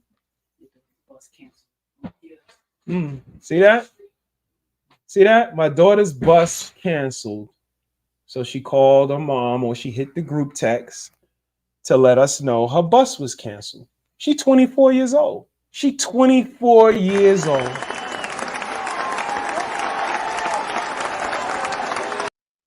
What we supposed to say? Oh, you 24 years old. Figure it out. What we supposed to say? Oh, you should have a husband by now to figure it out for you. What should we say? If it was the 18-year-old, we would roll over and grab the 18-year-old. If it was the 9-year-old, we would roll over and grab the 9-year-old. And sometimes that is a family dynamic that we kind of lose. That they all are children. Yeah, she's the oldest. Yeah, she's mature. Yeah, she's the big sister, but she's our baby too. Some days she's our baby. And that's what she is right now. Our baby need to get picked up from the bus stop. And her mama said, you know what? Here I come. So, you know, the way they try to paint the picture that marriage, relationships, husband and wife, it's this dictatorship and it's these guys that keep their wives' heads in the toilet until they want sex, and then they let them out the toilet, and then they have sex with them, and then they put them back. That shit is all lies. All lies. These upstanding men that I see, I don't know about the ones you want to talk about, but the Ricky Williamses, the Mr.HeSaids, the R. Paynes, you could try to strip it down to something that, you know, fits your narrative, but no, these are understandings between men and women, and they've had them for a long time. If you think that you can electronically get in between that, it speaks to your selfishness. But I could believe it because, again, you guys think everybody's speaking to you. We know some of you guys are, what do I say? Stinking thinking women and wishbone back men. We know like 85%. We know the numbers. Y'all know the numbers. 85ers. That's what y'all call.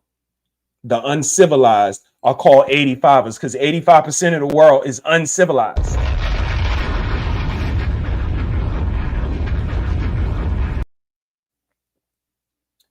But we know, you know, that this is, you know, the stinking thinking, the wishbone backs. Yeah, we know they out there. But that's how selfish they are. They think that everyone's only talking to them. We're not. There's some people that don't want to be like you. There's some people that want what not to do lists and what not to do examples. And they also want people that can give instruction, suggestion, and examples on what to do. Just a suggestion. Don't have to take it, but it's out there. So to act like, you know, everybody don't want marriage, everybody don't want to be with somebody, but the minute y'all stop saying that, you go to Kendra G, you go to blowmybackout.com, you link up with whoever YouTube suggests. Do YouTube got like a swipe right and swipe left category that I'm not seeing? YouTube makes matches in heaven, and y'all can't wait to hit the record button and show that, you know, you have this male-female dynamic. Yeah, you know that's called being fucking married. You know you can get that male-female dynamic by getting married, by having a significant other. You can have that dynamic, but to search for it and try to combine it and make all of the best YouTube matches, you know what? We should have a show, a woman's point of view with a man's point of view, and I think they would love it. No, I think that's called get a wife or a husband and get a show. Lost in Translation is in the building. Salute, sir. How are you? All is well, sir. How you doing? I am well, man. You are rocking today, man. Cooking as usual. I love it. I love it. Thank you, man. I appreciate it. I had 30 days to reflect during Ramadan, loss. So I said when I come back, you know, I'm not gonna be, you know, a petty content creator, but I am gonna shine a light on marriage and kind of give a little bit of the same energy that us married men get. We get a lot of talk about marriage, what marriage ain't, what it supposed to be, what it need to be from people who ain't married. Right. And for everybody to know what's going to happen and know, you know, A to Z. And let me tell y'all, yeah, whatever. The married men got things to say too. We can articulate and put some things together to articulate our point. And I'm not dismissing you know, all points that come across. I'm just saying that there is benefits to being married to a woman that you love. I understand 2024 that the game has changed, the schematics, and I accept that. But I do know that there's one or two people out there that want to be with somebody. And I just want to give them a little hope, a little firepower, a little pushback if they find themselves in one of these rooms where marriage is just, you know, the Antichrist. Right, right. You know, I always tell guys, man, to your only job is to make sure you find somebody, man, that's gonna be there for you. You know what I'm saying? Somebody who's equipped. And if they're not all the way equipped, make sure you got enough ammo for them too. You know what I'm saying? There's a lot that goes into marriage that I don't think we have enough time on YouTube to cover, because if we did, I think people would probably run from it if they knew the truth. You know, it's actual work. You know what I'm saying? And that's the reason why I like to have guys who've been married on my shows for quite some time so they can break this stuff down. Now, generally, when I'm having a conversation with people who haven't been married or haven't been in a relationship for a long time, I want to hear exactly what their thoughts are, because everybody doesn't start from the same playing field. Everybody doesn't always have the same information. So that's the reason why I have them initially. They're not talking to me. That I'm trying to get them to talk to themselves. You know what I'm saying? The greatest obstacle in people moving forward is cognitive dissonance. That, you know, that's my $10 psychology word, you know, when I went to school. So I try to make sure I use it as much as possible. I pay for that. That's mine. You know what I'm saying? Come on now. So what I try to do is I try to get them to overcome their own wiring. You see what I'm saying? By asking, why do you believe that? You know, and try to get down to it. I don't know if you saw our show Thursday on Black Man and Filter. We had a young lady on that, Jaleesa. And man, when I tell you, that was an 8-hour stream that was worth watching, because it walked us into the mindset of a woman who has been through some things. You see what I'm saying? And we offered her some solutions and said, hey, you know, when that young man didn't meet your dad, that was a red flag. You know, and most all the married guys was like, yeah, man.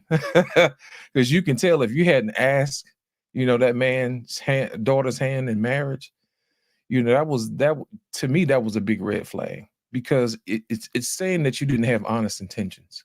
You see what I'm saying? And those things are the little nuances that men need to talk about from time to time. You know what I'm saying? If you're going to take care of somebody, you need to stand on your square and be able to prove that you can do it. You see what I'm saying? Or at least have the backing of other men, you see what I'm saying, that'll vouch for you to say, hey, I've trained that guy. But the thing about it is this environment that we have where younger guys don't want to listen to the guys who have experience. I will always acquiesce to those who have more knowledge than me. Generally, when I have a conversation or a live stream, I either default to people like R. Payne or Mr. Bennett and shut up. You see what I'm saying? And get out of the way and let those guys say what needs to be said. Because generally, they're going to have way more information than I have. They've been in the game a long time, longer than I've been. You see what I'm saying? Just like with you and the missus, man, I'm going to let y'all do y'all thing. You see what I'm saying? Because y'all been married long enough. Y'all got skin in the game. You see what I'm saying? So I'm gonna default to those who've been doing it. Now, yes, I do have my information because I've been around people who've been married for 30, 40, 50, 60 years. I know what works and what doesn't work. You see what I'm saying? And based upon the information that I've seen, I see a lot of deflection. You know, it's just like we talked about the what you call it, it's just talking points. You know, I've never let people slide on that. I say, if it's just talking points, well, let's talk about it. You know, how did you get to that point? You know, if enough people say it, there must be something to it. Got to be. You know, so by the time we get to what's really going on, it comes down to a wisdom problem. You know, we don't have a marriage problem. We don't have a money problem. We have a wisdom problem. You know, if you have problems with money, there's only one way you can do: either cut back on what you got coming in or go make more money. That's basically about it. In banking, you got to balance the debits with the credits. You know what I'm saying? If you need more money, you just need to make it. You know, improve, better yourself. Sometimes you may have to sacrifice hanging out with the fellas to go back to school to educate yourself a little bit better. You know, but we don't want to have that conversation. You know, sometimes, man, you have to turn off the YouTube, turn off the internet, you know, pick up a book, you know, become a better man. You see what I'm saying? And that Absolutely. way you'll be able to attract women who understand that, hey, he has a little bit more going on than I thought he did. She's intrigued. You can teach her something. And a lot of times what men fail to do is they just stop and they don't listen to women either because they have sources of knowledge as well too. And if you be quiet long enough, you'll learn something too. But the thing about it is we don't want to have those conversations, man. We want to get right to the baby making. You know what I'm saying? But my thing is, are you equipped? Do you have a plan? And those are the things that we don't talk about much. What's your plan look like? You know? Yeah. Hey, Are you baby. built for this? Yes, indeed. Daughter made it home safe. Good, good. All right. Yo, I appreciate you chiming in. What do you think about today's topic? $1 million weddings, Dollar General marriages. Man, listen, I say this all the time, man. People don't major in matrimony no more, man. They don't develop themselves for the long haul. You know, it's for the decorations. It's for the wedding planner and the pictures like you show. $11,000 for some pictures, man. Was a Come lot on. for pictures For and video. pictures. In this day and age where everybody got, cell phones or Video whatever. and phone. Absolutely. It's Man, unique. come on. Everybody could have unique. pulled their phone out and took pictures and posted on YouTube or whatever. We're in a digital age now, man. You can figure out ways how to get around stuff like that. But we spend more time on pictures. But did you see marriage counseling on there anywhere? I didn't see it on the list. You know what I'm saying? Exactly. How much money did you spend on the actual marriage? You know what I'm saying? Those are the things that we don't look at, man. We don't. We really don't. I And I think that's the wouldn't issue. disagree. I wouldn't disagree. And just because of the fact that, like you said, the photo booth, the videos, the food, the photographer, all of these things were considered. And that's all we speak about is consideration. Having the consideration for your significant other, having the consideration for your wife or husband. Right. We consider more what song we coming out with on the first dance than we do about how we're going to work through problems, how we're going to meet eye to eye about family before we become an actual family. Right. And this is the conversation that, I wanted to curate around that title today, because for me, it's, not only the lack of love, the lack of the higher power in our lives, it's the bargain basement mentality. Like I said, I hear, my sisters, they talk about being frugal and we shouldn't be pledging our allegiances to these name brands. And I don't disagree. But for us as men, I don't think we can operate specifically like that. I don't think we can look for the clearance rack for everything we trying to buy. We trying to get the lowest price shoes and the cheapest cummerbund or whatever the case may be. I think we have to have a mindset of quality, because we may carry that same mindset into the people that we attract into our lives. What do you think about that? You're absolutely correct. I've been hanging around Kevin for too long. You know what I'm saying? All my stuff had to be custom made, man. I'm 6'4", man. I'm a big guy. And in order for my stuff to look right, it has to go to the tailor. Everything that I make is tailor made. You see what I'm saying? And you know what? I carry my life like that too, right down to the woman that I'm probably going to marry someday. She has to be tailor made. Even the Bible says she's supposed to remove every spot, wrinkle, or blemish, and present her to yourself. You see what I'm saying? That means you got to spend time with that woman, so that way she understands exactly what you need, and then that way you can understand what she needs. You see what I'm saying? And I think you have to make sure that every instance doesn't require that, but when it comes to certain things, you can't skimp out on. You can't do that. I agree. Also, I spoke about the stinking thinking and the wishbone backs. Oh yeah. So the women I refer to with their stinking thinking, from what Charleston White said, that the most beautiful woman, when she opens her mouth and starts to give you a little insight to her mentality, her disposition, how she views the world, how it gets a little ugly. And the men, I think, where their backbone grow, some have a wishbone there, depending on how much pressure is put, depending on who pulls, it may snap whatever way. What do you think about those? Man, listen, you absolutely right. Generally, when I hear women, we'll start with women first. Gentlemen, I hear women speak like that. It's from a place of fear. You know what I mean? They've either heard about or they've experienced something that wasn't pleasant. And most women want things to go pleasant. You know what I'm saying? Because they want to nurture. They don't want to have to deal with the dirty things in life. You know what I'm saying?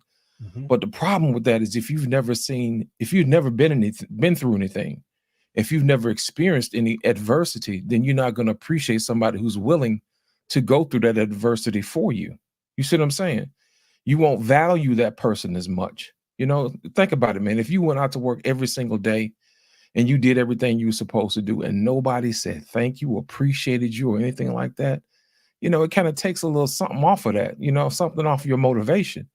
But if somebody comes around and tells you, you know what, you didn't have to do that. You know, I appreciate that. Matter of fact, let me do something for you. That's going to put a little bit more octane in your engine. It's going to make you do a little bit more. You see what I'm saying? As far as the guys with the wishbone, those guys haven't experienced any adversities. You know what I'm saying? Because anybody who's been through stuff, it's just like we talk about in practice. If you've been to practice, you already know what pain feels like. You already know what exhaustion feels like. You already know what it feels like to execute when you don't feel like it. You know what to do when somebody else falls down on their job. You know who else you can lean on to get the ball to the next person. You see what I'm saying? But if everybody is in the gym practicing and doing what they're supposed to do, everybody knows what exhaustion feels like. Everybody knows what the plan is. And that's how you create a winning strategy. You see what I'm saying? Even in the midst of you performing your plays and the things that you need to do, you still have to have the mindset to figure out exactly, okay, they adjusted to us doing this. Now we can do that. You always have to have a game plan. You always have to have a backup plan. You always have to train your mind mentally and physically for exhaustion. You see what I'm saying? You can't just quit because you get tired. You know, you can't just stop doing. You can't figure out what other team is doing when they adjust to what you're doing. You know, you have to have a plan for that too. Marriage is the same way. You know, when your wife doesn't feel like it, you know, you have to reach into your playbook and say, let me turn to the page of when wife is exhausted. You know, let me take something off of her plate. Matter of fact, let me check in with her every 6 months, a year, you know, every 30 days, just to make sure that if there's anything that she needs. When you do stuff like that, people trust you because they're going to feel like, hey, I'm being heard. You see what I'm saying? And you're willing to do something about it. Now, if you have a whole book full of stuff where you've actually went back and you've adjusted and you've made adjustments, people will trust you more.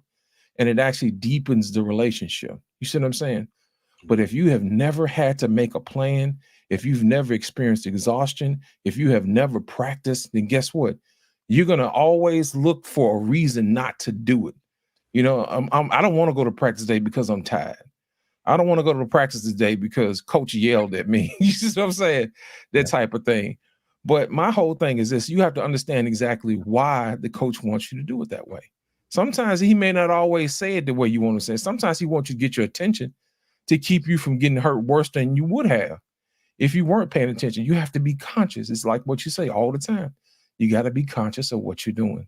You got to be aware of your surroundings. So in other words, you have to check in on your spouse.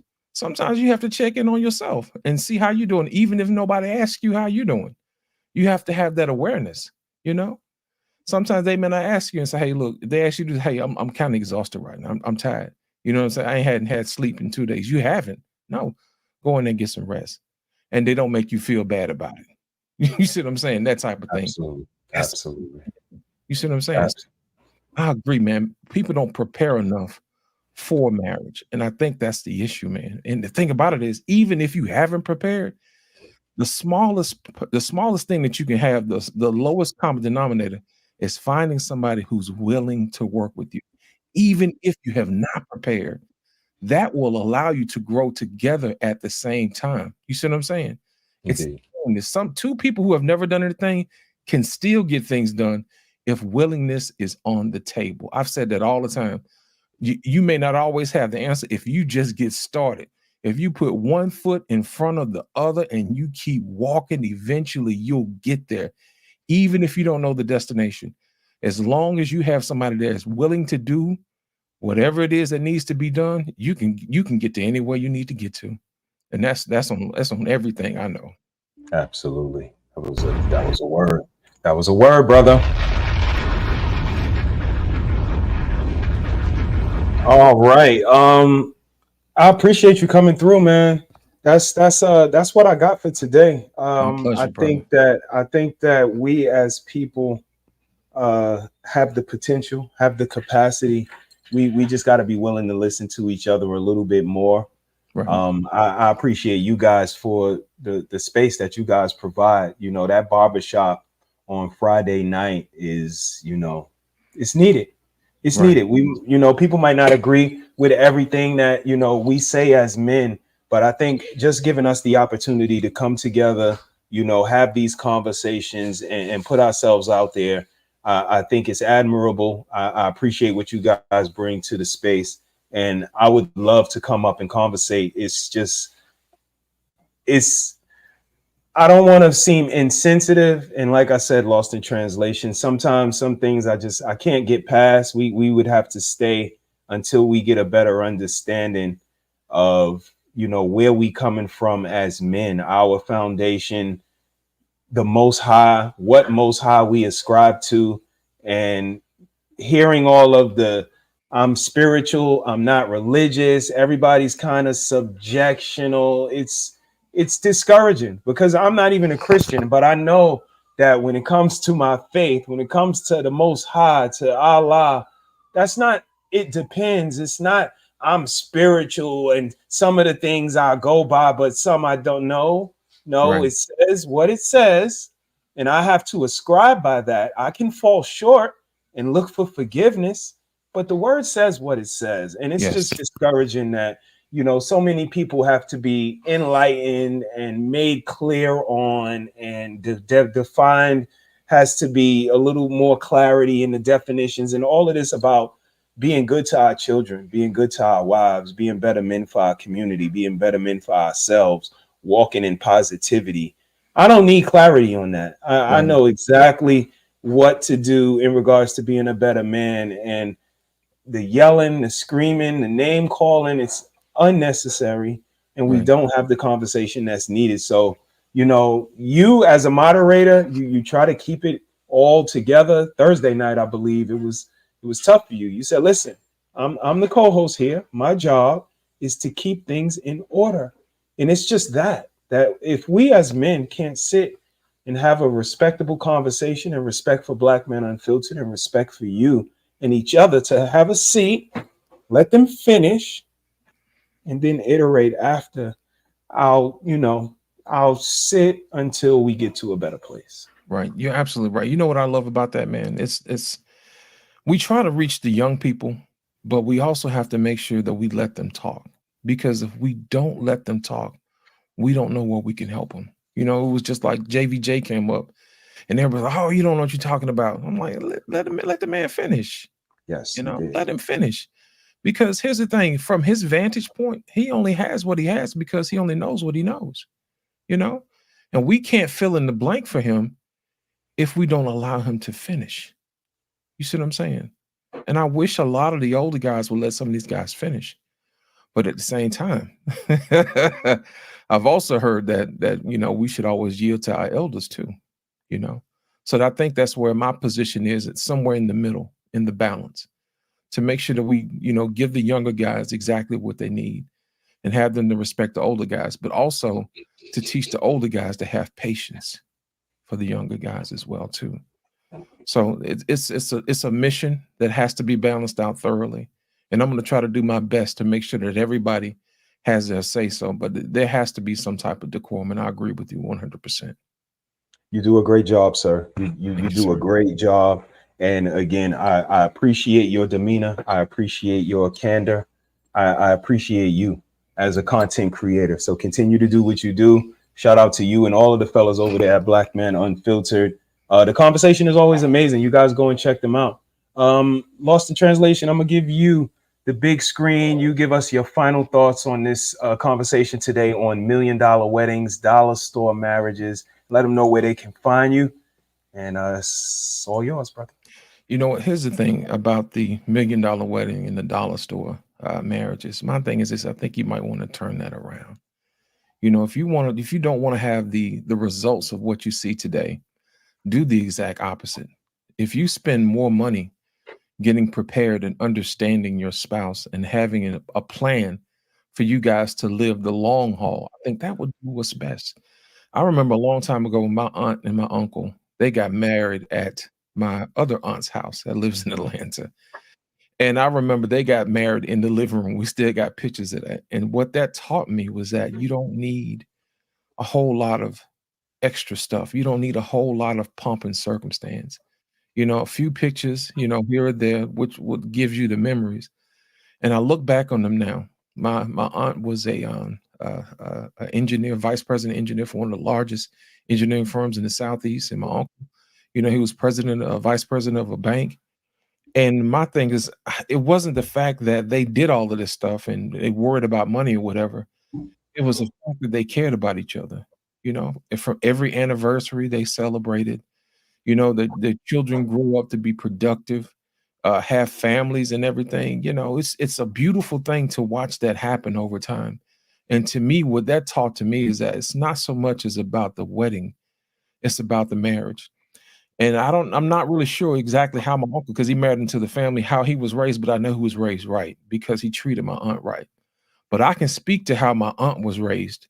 It's because my grandfather, my grandmother instilled in her honesty, wisdom, you know, having faith, believing in God, you know, actually preparing yourself and dealing with people honestly with an open heart. You know, when you put two people together that are built like that together, that can form exactly what I saw. So remember this, whenever you have marriages or whatever, understand that your love being demonstrated in public is actually being worked on somebody in private. I was watching that in private the whole time. I'm very observant of my surroundings and how people operate because I can still recall that to this day when I was very, very young. That was almost 30, 40, almost 50 years ago. I can remember that. And to see them going to art galleries at their old age, going down zip lines, they're actually enjoying life now together. That is a very beautiful thing. And not only just them, throughout my whole entire family, watching everybody enjoy life together. That is the standard. That is the standard. Understanding and loving each other to the end. Ladies and gentlemen, you can always find me here, Mr.HeSaiD from time to time. You can also find me on my channel, Lost in Translation Podcast, on Humble Dad Show on Mondays at 8:30, on Black Men and Filters on 8:30, on Tuesday night, and also on the barbershop on Friday nights at 8:30. And once again, Mr.HeSaiD. I want to say to continue what you're doing, man. It's beautiful. You never know, man, when people like me or anybody else are watching, man.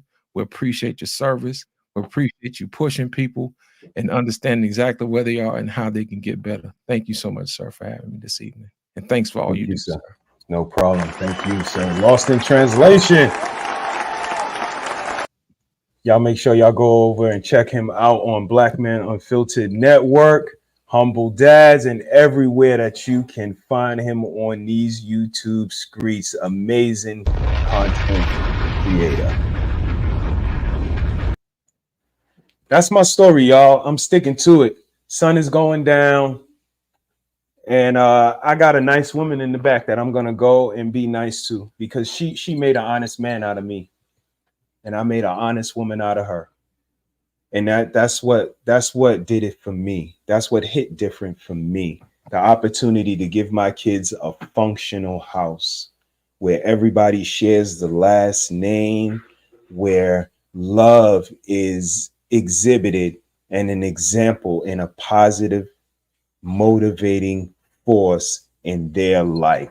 Rest in peace, L.I.A.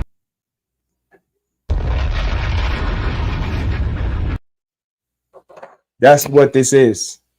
So I would recommend it to the people who are mature enough to understand the roller coaster that it is. I am not naive. I understand in 2024 that the schematics of the game have changed. Shout out to my single fellas that articulate their points, understand what they're up against, and considers everybody in the game. Again, shout out to my guys, Mr. Fantastic, shout out to Cheeky, and shout out to Pat. I appreciate all of y'all.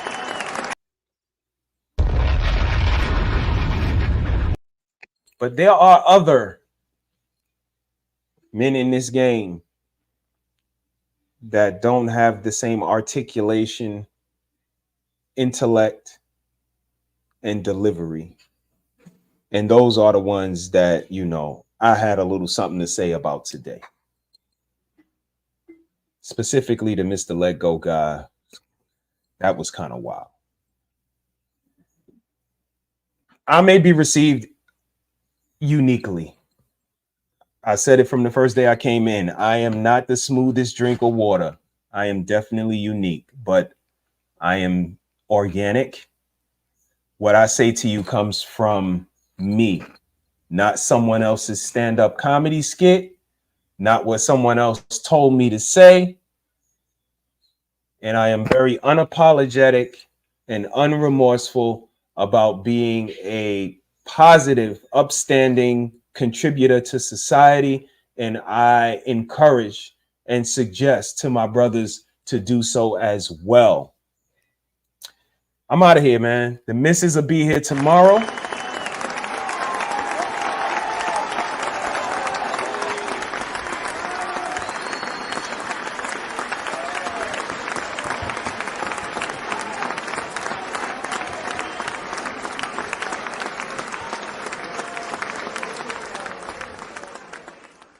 And she been working. She been working this week. Shout out to the missus. She been working this week. So look forward to seeing her tomorrow. That is the other half of He Said, She Said, Love and Abundance. That's Mrs. She Said, Shame Sunday. Shame. Shame. Shame. Until then, let's concentrate on having Dollar General weddings. Go to the Justice of the Peace, man. Spend that $40 and then reiterate, re-solidify, recommit yourself to each other at a more, you know, astronomical number of years being together. And have $1 million marriage. Be good to each other. Be empathetic to each other. Be considerate of each other. Be kind and nice to each other. Even if you're not nice to the people outside, be nice to the person you chose to be with over everybody else in the world. Because you chose them. This is what I had, man. $1 million weddings, Dollar General marriages. Y'all let me know what y'all think in the comments section after the show ends. Drop an emoji, drop a thumbs down, whatever you want, but drop it. Y'all know what I say. Be good to somebody other than yourself. That's when real character shines through. 2 L's up. Shout out to my low life brothers.